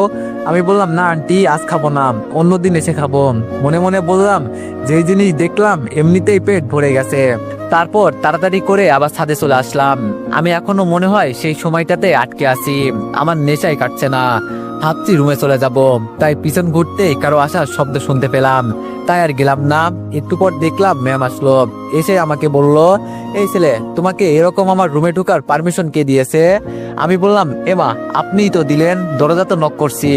ম্যাম বলল আমি তো ভাবছি আমার আম্মু। আমি বললাম সেটা তো আমার দোষ না, আমি কেমনে জানবো আপনি আন্টিকে ভাবছেন? ম্যাম বলল আচ্ছা তুমি তো কিছু দেখোনি তাই না? আমি এখন কি করে বলবো, অনেক কিছুই দেখেছি। ম্যাম আবার বলল কি হলো চুপ করে আছো কেন? আমি বললাম কিছুই দেখিনি। ম্যাম বলল সত্যি? আমি বললাম সত্যি।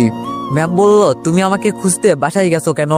আমি বললাম বারে আপনিই তো বলছিলেন সকালে সন্ধ্যায় কি যেন এক পার্সোনাল কথা বলবেন, সেজন্যই তো ছাদে যেন উপস্থিত থাকি। আমি এসে দেখি আপনি নেই, তাই ভাবলাম আপনি হয়তো এসে চলে গেছেন, তাই গিয়েছিলাম। ম্যাম বলল বুঝলাম। আমি বললাম তো কি পার্সোনাল কথা বলবেন?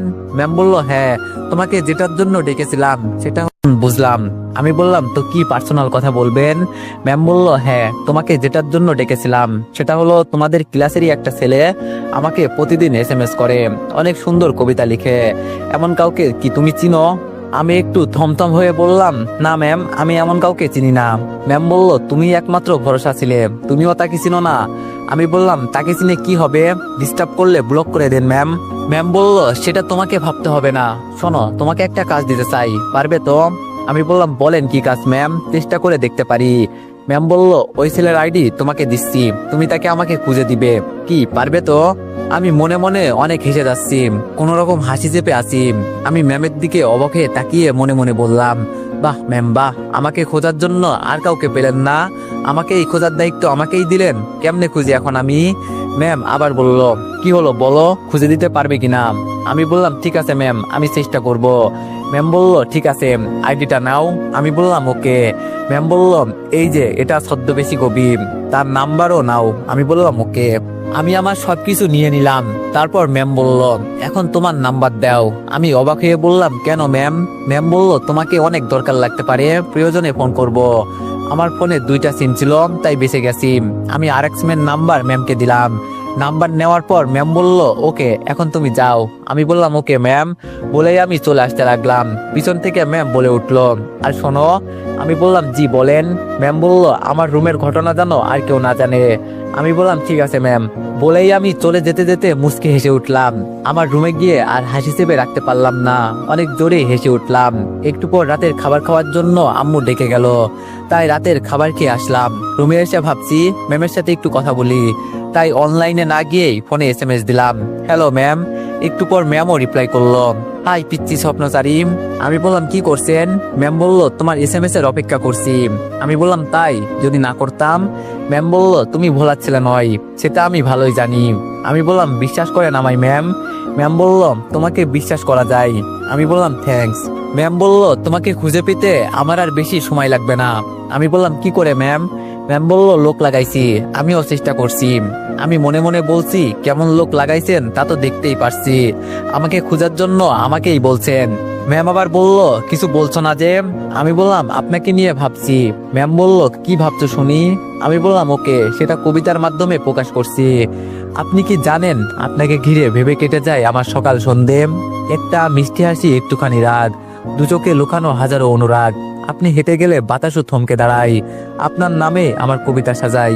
ক্লাসে পড়ান অথচ হৃদয় চুরি করেন, কি অদ্ভুত আপনি, না চাইলেও প্রেম জাগান। আপনার চোখে লুকানো এক গোপন গল্প আমি পড়তে চাই প্রতিদিন একটু একটু করে। আপনি যেখানেই থাকেন আমি থাকি পাশে, আপনি তো আকাশ, আমি শুধু চাঁদের ভাষা। আপনার নামটা মনে পড়লেই গালে হাসি, আলোর মতো আপনি আমার সব আধারে ভাসি।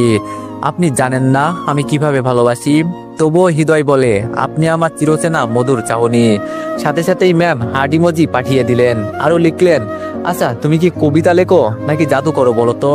আমি বললাম কেন ম্যাম? অনেক হচ্ছে সবচেয়ে বিশ্বস্ত বুকমেকার, পিএইচডি এবং সিরিয়া এই অ্যাপের অফিসিয়াল পার্টনার। এই অ্যাপে আপনি cricket, football, tennis live match দেখে এবং তাদের ভবিষ্যৎবাণী করে সহজেই অর্থ উপার্জন করতে পারবেন। সেই সাথে BMW গাড়ি, আইফোন, ল্যাপটপ এবং আরো অনেক নগদ পুরস্কার জেতারও সুযোগ রয়েছে। এই অ্যাপটিতে আপনি ক্র্যাশ ক্রিস্টাল 21 ইত্যাদি গেম খেলে সহজেই আয় করতে পারবেন। আপনি বিকাশ, নগদ, রকেট, ব্যাংক, ক্রিপ্টো, পেপাল এবং অন্যান্য সহজ পদ্ধতির মাধ্যমে সহজেই আপনার জেতা টাকা তুলতে পারবেন। এখানে আপনি 24 ঘন্টা 7 দিন গ্রাহক সহায়তা পাবেন। তাই এখনই গুগলে অনেক সার্চ করে প্রথম ওয়েবসাইটে গিয়ে রেজিস্ট্রেশন করুন। আর হ্যাঁ, রেজিস্ট্রেশনের সময় আমার প্রোমো কোড VOTO7 ব্যবহার করে প্রথমবার ডিপোজিটে 20,000 টাকা পর্যন্ত পান। ম্যাম বলল তোমার শব্দগুলো আমার মনে নরম কাঁপন তোলে, কখন যে তুমি আমার এক অভ্যাস হয়ে গেছো নিজেও জানি না। তোমার প্রতিটা লাইন আমাকে ছুঁয়ে যায়, যেন তুমি আমার মনটা পড়ে ফেলো নিঃশব্দে। তোমার কবিতা পড়ে আজ রাতে ঘুম আসবে কিনা জানি না, তবে মনে হবে তুমি পাশে বসে আমার মনের দরজায় নক করছো। আমি বললাম আচ্ছা ম্যাম, একটা কথা বলি। ম্যাম বলল অনুমতি নিতে হবে না, তুমি যেটাই বলো শুধু শুনতেই ইচ্ছে করে। আমি বললাম ওকে। আপনি কি রাতে ঘুমান না? ম্যাম বলল কেন বলো তো? আমি বললাম মনে হয় ঘুমান না। ম্যাম বলল না ঘুমাই তো। আমি বললাম ঘুমালে প্রতিদিন আপনি আমার স্বপ্নে কি করেন? ম্যাম বলল তুমি আসলে একটা দুষ্টু পিচ্চি। আমি একটু হাসি দিলাম। এরকম ভাবে আরো কিছুক্ষণ ম্যামের সাথে দুষ্টু মিষ্টি ফাজলামি করলাম, তারপর ঘুমিয়ে পড়লাম। সকালে ঘুম থেকে উঠলাম ঠিকই, কিন্তু কলেজে যেতে ভালো লাগলো না, তাই কলেজে গেলাম না। রুমে শুয়েই আছি, তবুও ভালো লাগছে না, তাই নিচে ড্রয়িং রুমে গিয়ে টিভি দেখছিলাম। হঠাৎ দরজায় কে জানি কলিং বেল বাজালো। আম্মু কিচেন রুম থেকে বলল রাকিব দেখ তো কি আসলো এই সময়। আমি বললাম ওকে আম্মু, তাই উঠে দরজা খুলে দিলাম। দরজা খুলে দেখি উপরতলার আঙ্কেল, মানে পরিমেমের আব্বু। তাই আমি বললাম আসসালামু আলাইকুম আঙ্কেল। আঙ্কেল বলল ওয়ালাইকুম আসসালাম, কেমন আছো বাবা? আমি বললাম আলহামদুলিল্লাহ ভালো, আপনি কেমন আছেন আঙ্কেল? আঙ্কেল বলল আলহামদুলিল্লাহ ভালো আছি। আমি বললাম আঙ্কেল প্লিজ ভিতরে আসেন। আঙ্কেল বলল তোমার আব্বু আছে?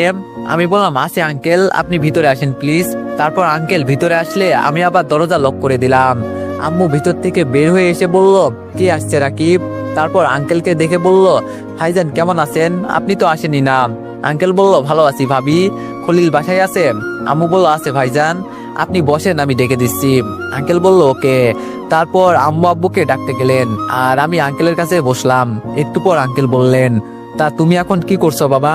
আমি বললাম, অনার্স ফার্স্ট ইয়ারে পড়ি আঙ্কেল। আঙ্কেল বলল, মাশাল্লাহ, আমাদের ছেলেটাও দেখতে দেখতে বড় হয়ে গেল। বলতে বলতে আব্বুর আগমন। আব্বু এসেই বলল, কিরে, এ তো দেখছি গরিবের ঘরে হাতির পা। আঙ্কেল বলল, দেখ, ঢং নাটক করবি না, কে গরিব আর কে ধনী সেটা তো বোঝাই যাচ্ছে। বড় লোক হলে তোর বাসায় আমি না, আমার বাসায় তুই থাকতি। তখন আম্মুর চা নিয়ে আগমন। চা দিতে দিতে বললাম, আপনার বন্ধু তো ঠিক কথাই বলছে ভাইজান। ঢাকা থেকে আমরা আসার পর আমাদের তো একেবারে ভুলেই গেছেন, আর মনে করেননি, আর আপনজনও ভাবেননি। কারণ আপন ভাবলে কি আর অন্য বাসায় গিয়ে উঠতেন? আঙ্কেল বলল, না ভাবি, আমি আপনাদের সাথে কখনো পারিনি আর পারবো না। আমি শুধু ওনাদের আড্ডাটা দেখছিলাম। তারপর আঙ্কেল বলে উঠলো, শোন বন্ধু, যে কাজে এসেছি। আব্বু বলল, বল। আঙ্কেল বলল, আগামী সোমবার আমার মেয়ে পরীর জন্মদিন, তোদের ফ্যামিলি সহ দাওয়াত রইলো, তোর মেয়েকে দোয়া দিয়ে আসবি। আব্বু বলল, কি বলিস? আমার মেয়ের জন্মদিন আর আমি যাব না? এটা তো হতে পারে না, আমরা সবাই অবশ্যই যাব। যাক, তবুও আমার দিনাজপুর যাওয়ার আগে একটা শুভ কাজ হবে। আঙ্কেল বলল, ওকে দোস্ত, তাহলে থাক, আমাকে আরো অনেককে দাওয়াত পৌঁছে দিতে হবে। আব্বু বলল, দাঁড়া, তোর সাথে আমিও যাব। আঙ্কেল বলল, যাবি? চল তাহলে। বলে আঙ্কেল আর আব্বু চলে গেল। সোমবার তো কালকের দিনের পরেই, তার মানে কালকের দিন পরেই ম্যাডামের জন্মদিন। কিছু একটা প্ল্যান করতে হবে। দুপুরে খেয়ে একটু ঘুমিয়ে নিলাম। সন্ধ্যায় ছাদে হাঁটাহাঁটি করছি আর ভাবছি ম্যামের জন্য জন্মদিনে কি প্ল্যান করা যায়। তখনই দেখলাম ম্যাম ছাদেই আসছে। কাছে আসতেই বললাম, আসসালামু আলাইকুম ম্যাম। ম্যাম বলল, ওয়ালাইকুম আসসালাম, কি করো এখানে? আমি বললাম, কিছু না, এমনি ম্যাম হাঁটতে আসছিলাম। ম্যাম বলল, ও আচ্ছা, আজকে ক্লাসে আসনি কেন? আমি বললাম, এমনিতেই ভালো লাগছিল না তাই। ম্যাম বলল, ও আচ্ছা। আমি বললাম, আচ্ছা থাকেন ম্যাম, আমি নিচে যাই। ম্যাম বলল, ওকে যাও। বলেই আমি নিচে চলে আসলাম। রাতে খেয়ে শুয়ে আছি। হঠাৎ সারপ্রাইজটার কথা মাথায় আসলো, তাই আজকে আর ম্যামের সাথে কথা বললাম না। রাতে তাড়াতাড়ি ঘুমিয়ে পড়লাম। খুব সকালে ঘুম থেকে উঠে নামাজ আদায় করে নিলাম। ফোনটাও সুইচ অফ করে রাখলাম। তারপর ক্লাসের আগেই কলেজে চলে গেলাম। সাকিবকেও আগেই আসতে বলেছি। সাকিবও যথাসময়ে চলে এসেছে। এসে আমাকে বলল, বল দোস্ত, এত জরুরি তলব কিসের? আমি বললাম, শোন, কালকে ম্যামের জন্মদিন, তো আমি একটা সারপ্রাইজ দিব ভাবছি। সাকিব বলল, বল কি সারপ্রাইজ? আমি বললাম, তোর হেল্প লাগবে। সাকিব বলল, আরে বল না, কি করতে হবে? তারপর আমি সাকিবকে বলে দিলাম কিভাবে জন্মদিনে সারপ্রাইজ দিব। সব শুনে সাকিব বলল, অনেক ভালো হবে, আর অনেক সময়ের ব্যাপার, সাথে কিছু লোককেও ম্যানেজ করতে হবে। আমি বললাম, সেজন্যই তো তোকে ডেকেছি, তুই সব ম্যানেজ করবি, আর আজকে আমরা ক্লাসে যাব না, তোকে আমিও হেল্প করব। সাকিব বলল, ওকে চল তাহলে কাজে লেগে পড়ি। আমি বললাম, ওকে চল। তারপর ক্লাস শেষ হয়ে গেল, সবাই কলেজ থেকে চলেও গেল। আমি আর সাকিব সারপ্রাইজ রেডি করতে করতে বিকাল গড়িয়ে সন্ধ্যা নামার উপক্রম হলো। সব রেডি করে সাকিবকে কিছু খাইয়ে ওকে ধন্যবাদ দিয়ে বাসায় চলে আসলাম। বাসায় এসে দেখি পুরো বাসাটা সাজানো হয়েছে ম্যাডামের জন্মদিন উপলক্ষে। তার মানে আঙ্কেল অনেক ধুমধাম করেই ওনার জন্মদিন পালন করে। রাতে মরিচবাতির আলোতে আমাদের বাসাটা অনেক চমকাচ্ছে।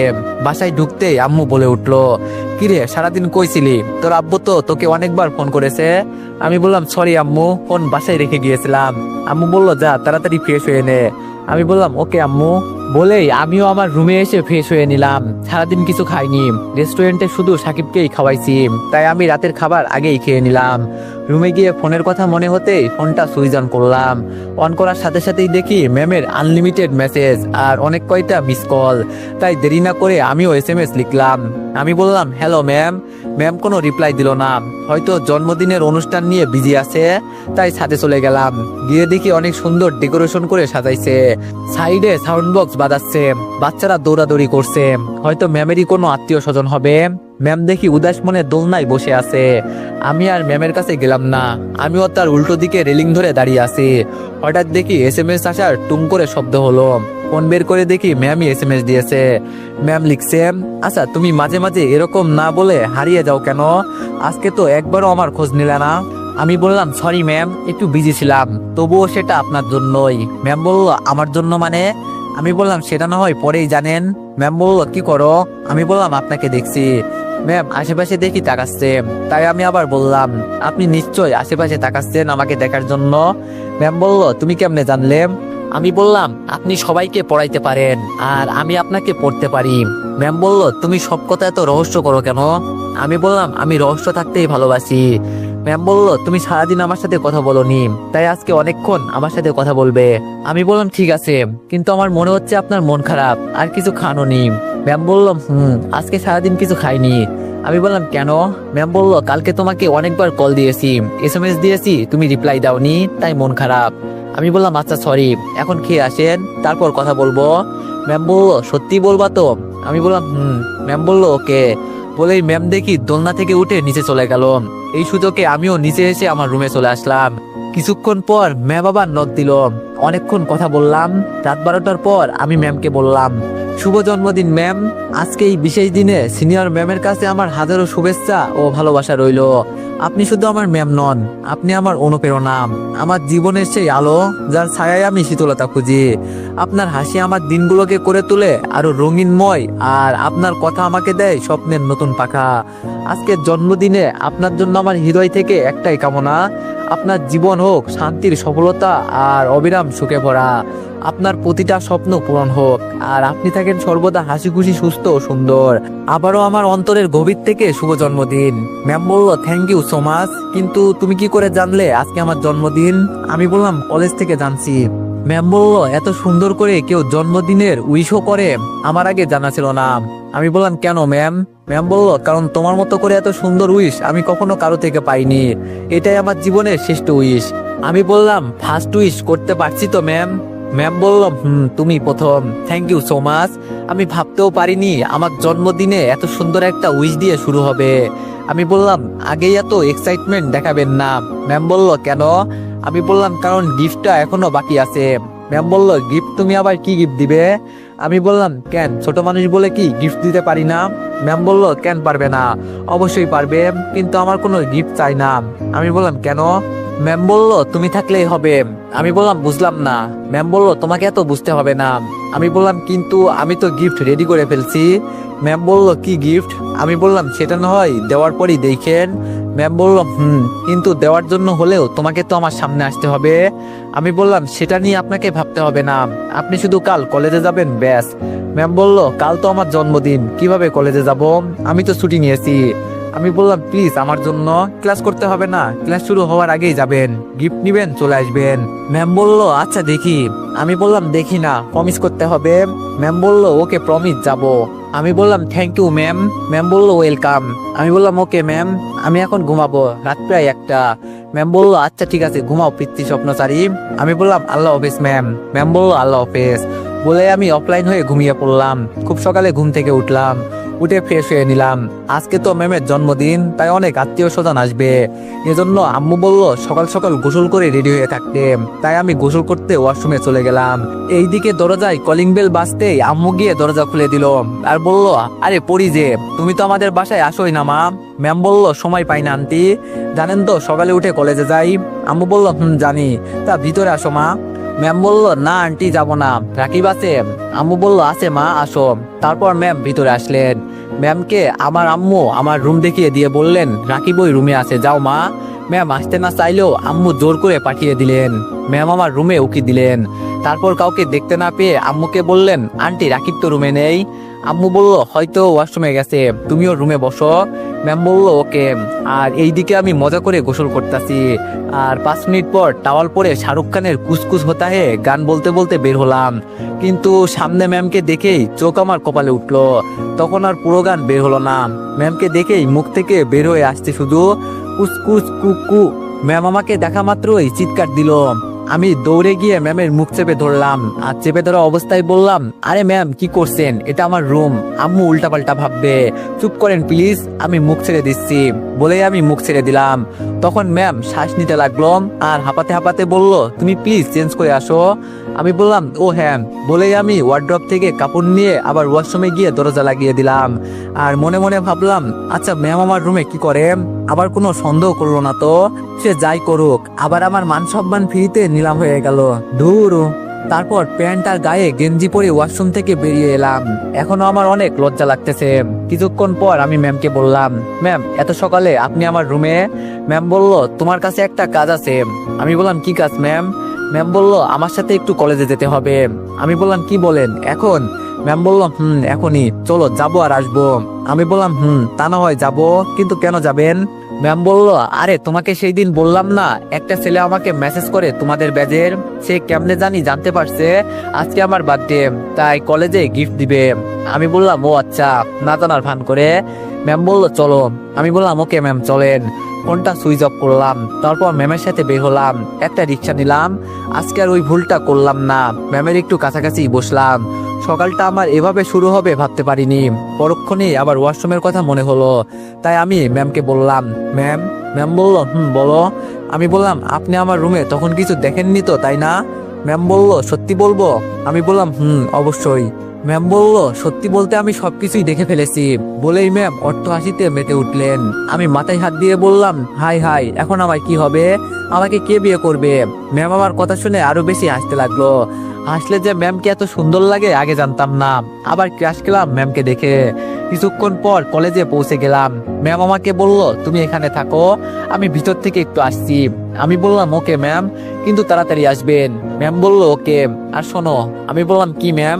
ম্যাম বলল, এখানে তুমি একটু আশেপাশে নজর দিও তো, যদি তোমার কোনো ব্যাচমেট দেখতে পাও আমাকে জানাবে। আমি একটু মুচকি হেসে উত্তর দিলাম, ওকে ম্যাম। বলেই ম্যাম চলে গেলেন ভিতরে। আমি মনে মনে বলছি, ম্যাম আমার ব্যাচমেট কেন, এখন একটা কাকপক্ষীও আসবে না। যাই হোক, ম্যাম যাওয়ার পর আমি ফোনটা সুইচ অন করলাম। অন করার সাথে সাথে আমি ম্যামকে এসএমএস দিলাম। আমি বললাম, কলেজে গেছেন ম্যাম? ম্যাম একটু পর রিপ্লাই দিলেন, আচ্ছি তো, তুমি কই? আমি বললাম, আমার চিন্তা বাদ দিন, ওখানে ওয়াচম্যান দেখতে পাবেন, তার কাছে গিয়ে বলবেন চাবি। ম্যাম বলল, ওকে। ম্যাম ওয়াচম্যানের কাছে যেতেই উনি বলে উঠলেন, আসসালামু আলাইকুম ম্যাডাম। ম্যাম বলল, ওয়ালাইকুম আসসালাম, চাবি? চাচা বলল, ও আপনি সেই, ওকে এই নেন চাবি। ম্যাম বলল, এটা আপনাকে কে দিতে বলেছে, তাকে দেখছেন? চাচা বলল, না ম্যাডাম, তার মুখ দেখিনি, মাস্ক পরা ছিল, তবে এই কলেজের ছাত্র মনে হলো। আমাকে কিছু টাকা আর এই চাবি দিয়ে বলল, কাল একটা ম্যাডাম আসবে, ওকে দিয়ে দিতে। ম্যাম বলল, ওকে।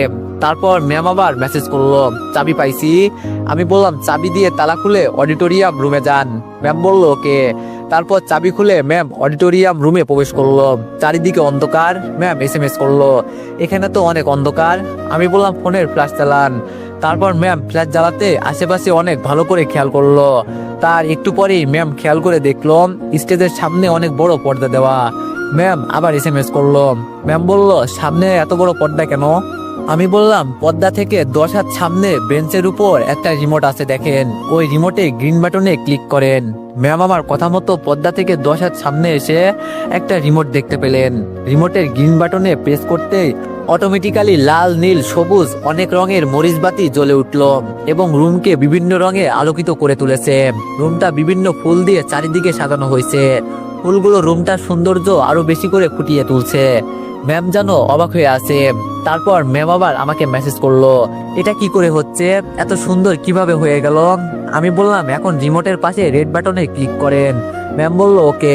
তারপর ম্যাম রেড বাটনে প্রেস করলো আর সাথে সাথে স্টেজে থাকা পর্দাটা উঠে গেল। পর্দার পিছনে যা ছিল সেটা দেখে ম্যাম অবাক হয়ে হা হয়ে তাকিয়ে আছে, কারণ পর্দার পিছনে সুন্দর করে ফুল আর বেলুন দিয়ে লাইটিং করে একটা বোর্ডে লেখা আছে, I love you senior ma'am. আমি সারা জীবন আপনার পিচ্চির স্বপ্নচারী হয়ে থাকতে চাই, একটু কি ভালোবাসার সুযোগ দিবেন আমায়? ম্যাম দেখে অবাক হয়ে তাকিয়ে আছে।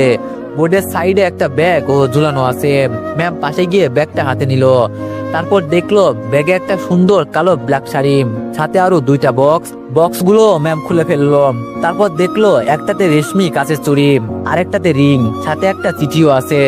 ম্যাম চিঠি খুললো আর তাতে লেখা দেখলো, আমি আপনাকে যেই দিন প্রথম দেখি সেই দিন আপনি ব্ল্যাক শাড়ি আর রেশমি কাঁচের চুড়ি পরে এসেছিলেন। সেই দিন বলে বোঝাতে পারবো না ম্যাম, আমার ওই মুহূর্তটা কতটা ভালো লাগছে। শুধু মনে হয়েছিল আপনাকে সৃষ্টিকর্তা শুধু আমার জন্যই সৃষ্টি করেছে, তাই আমি আবার আপনাকে ওই রূপে দেখতে চাই, তাই এই গিফট দেওয়া। আর রিং দিলাম, এই রিং যদি আপনি পরেন তাহলে ভাববো আমার প্রপোজাল একসেপ্ট করছেন। ম্যামের চোখে পানি টলমল করছে আর ভাবছি কিভাবে একটা মানুষ এতটা ভালোবাসতে পারে। আমি আবার ফোনটা সুইচ অফ করে দিয়েছি। ম্যাম আবার আমাকে ফোন করলো, কিন্তু ফোন নাম্বার বন্ধ পেল। কিছুক্ষণ পর ম্যাম স্বাভাবিক হয়ে বেরিয়ে আসলো। আমার কাছে পৌঁছাতেই আমাকে বলল, সরি অনেকক্ষণ দাঁড় করিয়ে রাখলাম। আমি বললাম নো প্রবলেম ম্যাম। ম্যাম বলল, আশেপাশে কি কাউকে দেখলা বা সন্দেহ হলো? আমি বললাম না ম্যাম, তেমন কেউ আসেনি। ম্যাম বলল, ওকে চলো। তারপর একটা রিক্সা ডাক দিলাম, রিক্সায় বসে আছি, কিন্তু এখন ম্যামকে কেন জানি আনমনে লাগছে। তাহলে কি কোনো ভুল পদক্ষেপ নিলাম? কিছুক্ষণ পর আমি ম্যামকে জিজ্ঞেস করলাম, ম্যাম কিছু হয়েছে? আনমনে থেকে চমকে উঠে আমাকে বলল, কিছু বললে? আমি বললাম, বলছি কিছু হয়েছে। ম্যাম বলল, কই না তো। আমি বললাম, গিফট পাইছেন? ম্যাম বলল, আমি বললাম, কি দিল, দেখতে পারি? ম্যাম বলল, ওকে। বলেই ম্যাম শুধু শাড়িটাই দেখালো, আর কিছু বললো না বা দেখালো না। তারপর আমি বললাম, অনেক সুন্দর শাড়িটা। ম্যাম বলল, সত্যি অনেক সুন্দর। তারপর ম্যাম আবার চুপচাপ হয়ে গেলেন। একটু পর ম্যাম ফোন বের করে কল দিতে লাগলেন, কিন্তু ফোন বন্ধই পাচ্ছিলেন। এজন্য ম্যাম আরো বেশি বিরক্ত হচ্ছিলেন। বারবার ফোন দিতে আমি একটু আর চোখে স্ক্রিনে তাকিয়ে দেখি আমার পিচ্চি স্বপ্নচারীটার নাম সেভ করা ব্যক্তিকে কল দিচ্ছে, মানে আমাকেই। তাই মনে মনে বললাম, সরি ম্যাম, ফোনটা আপনার সামনে ধরতে পারছি না। ম্যামের আনমনে থাকার কারণ মাত্র বুঝলাম। যাই হোক, একটু পরেই বাসায় চলে আসলাম। অবশ্য ম্যামই ভাড়া মিটালো। তারপর ম্যাম আমাকে ধন্যবাদ জানিয়ে ওনার ফ্ল্যাটে চলে গেলেন, আর আমিও আমার রুমে চলে আসলাম। সকাল থেকে কিছু খাইনি, তাই ফ্রেশ হয়ে সকালের খাবার খেয়ে নিলাম। তারপর ভাবলাম এখন ম্যাডামের সাথে একটু কথা বলি, তা ওনার বিরক্ত ভাব কমবে। হাজার হোক আজকে ম্যামের জন্মদিন, তাকে হাসি খুশি রাখতেই হবে। তাই ফোন সুইচ অন করতেই পরি ম্যামের আব্বু মানে আঙ্কেল এসে ডেকে গেল। তাই ফোনটা আমার বিছানায় রেখে আবার চলে গেলাম। তারপর আঙ্কেল বলল, রাকিব আজকে তো অনেক গেস্ট আসবে, যদি কাজে একটু হেল্প করতে অনেক উপকার হতো। আমি বললাম, অবশ্যই আঙ্কেল, আপনি চিন্তা করবেন না, আমি আপনার পাশে আছি। আঙ্কেল বলল, থ্যাংক ইউ বাবা। বলে আঙ্কেল আমাকে কাজ দেখিয়ে দিলেন। কাজের মাঝে কখন যে দুপুর গড়িয়ে বিকাল হয়েছে আমি বলতেও পারি না। বিকালে কাজ শেষ করে রুমে গিয়ে ফ্রেশ হয়ে নিলাম। শরীরটা অনেক ক্লান্ত লাগছে, তাই বিছানায় গায়ে দিয়ে দিতেই কখন যে ঘুম চলে আসছে। আমি পার্কে চলে আসলাম, এসেই দেখি ম্যাম তো এখনো আসে নাই। ম্যাম তো আমার অনেক আগেই চলে আসার কথা, কারণ ম্যাম তো আমার আগেই বাসা থেকে বের হয়ে আসছে। আমি কোনো ভুল ঠিকানায় চলে আসলাম না তো। আবার ম্যামের SMS চেক করলাম, তারপর চেক করে দেখি এই ঠিকানায় দেওয়া আছে, আমি তো ঠিক জায়গাতে আছি। তাহলে ম্যাডাম আসলো না কেন এখনো? তাই ম্যামকে আমি ফোন করলাম, কিন্তু এ কি, ম্যামের ফোন তো বন্ধ।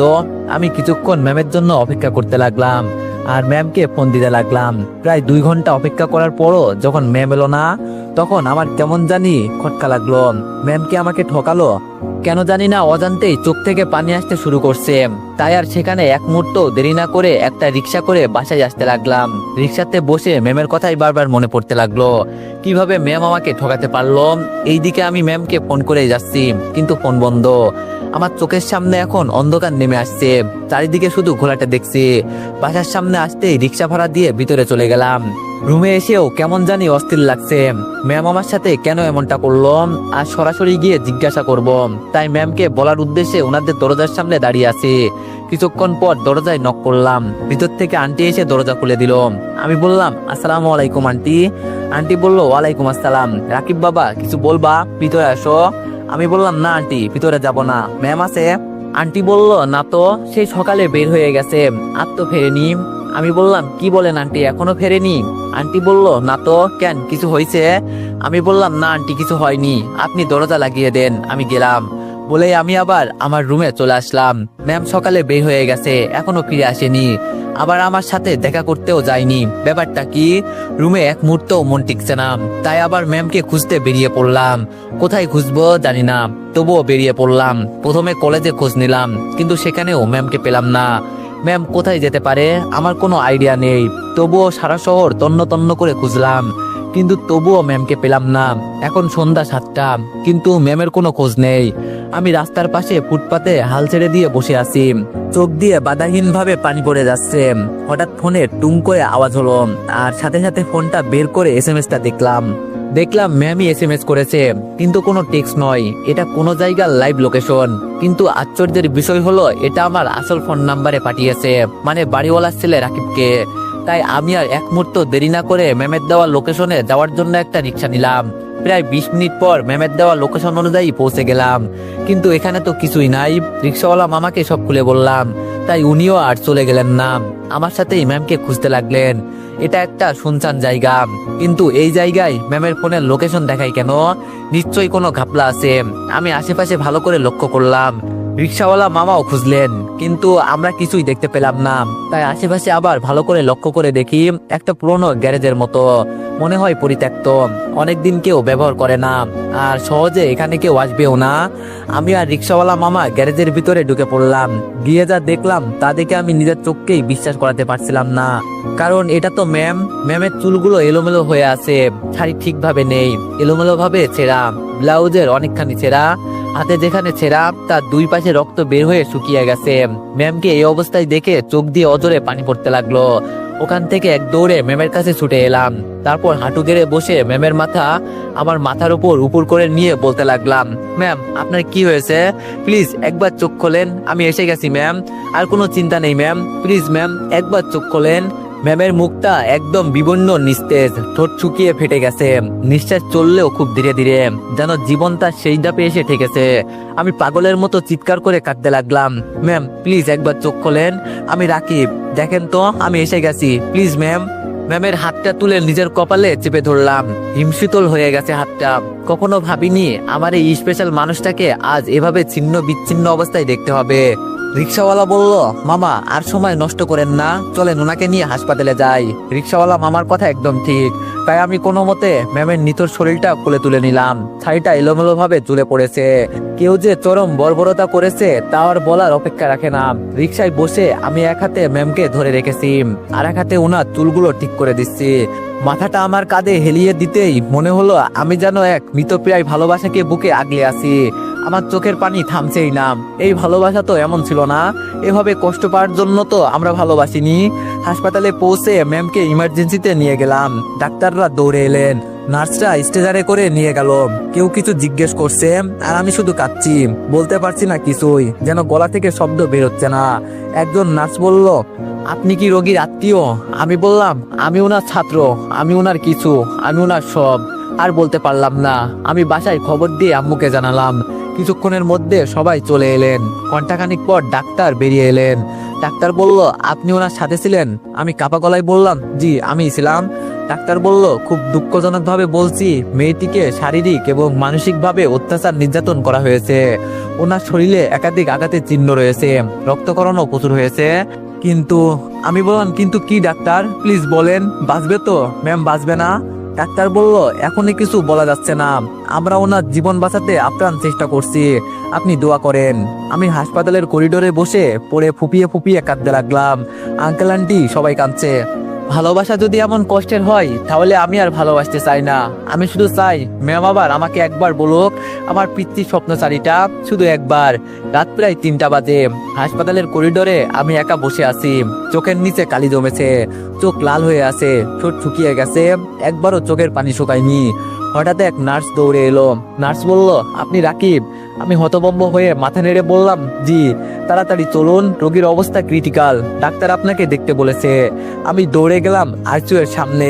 কাচের ভেতর থেকে ডাক্তার একজন ইশারা করলেন।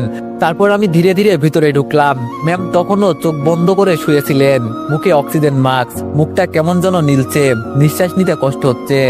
আমি ওনার পাশে গিয়ে হাত ধরলাম। ম্যাম, ম্যাম আমি রাকিব, আপনার ছদ্মবেশী কবি, প্লিজ চোখ খোলেন, প্লিজ একবার শুধু বলেন আমার পিতৃ স্বপ্নচারীটা। ম্যামের চোখের কোণে হালকা এক ফোঁটা জল চিকচিক করলো। হয়তো শেষ ভালোবাসাটা ঠিক সেখানেই জমা।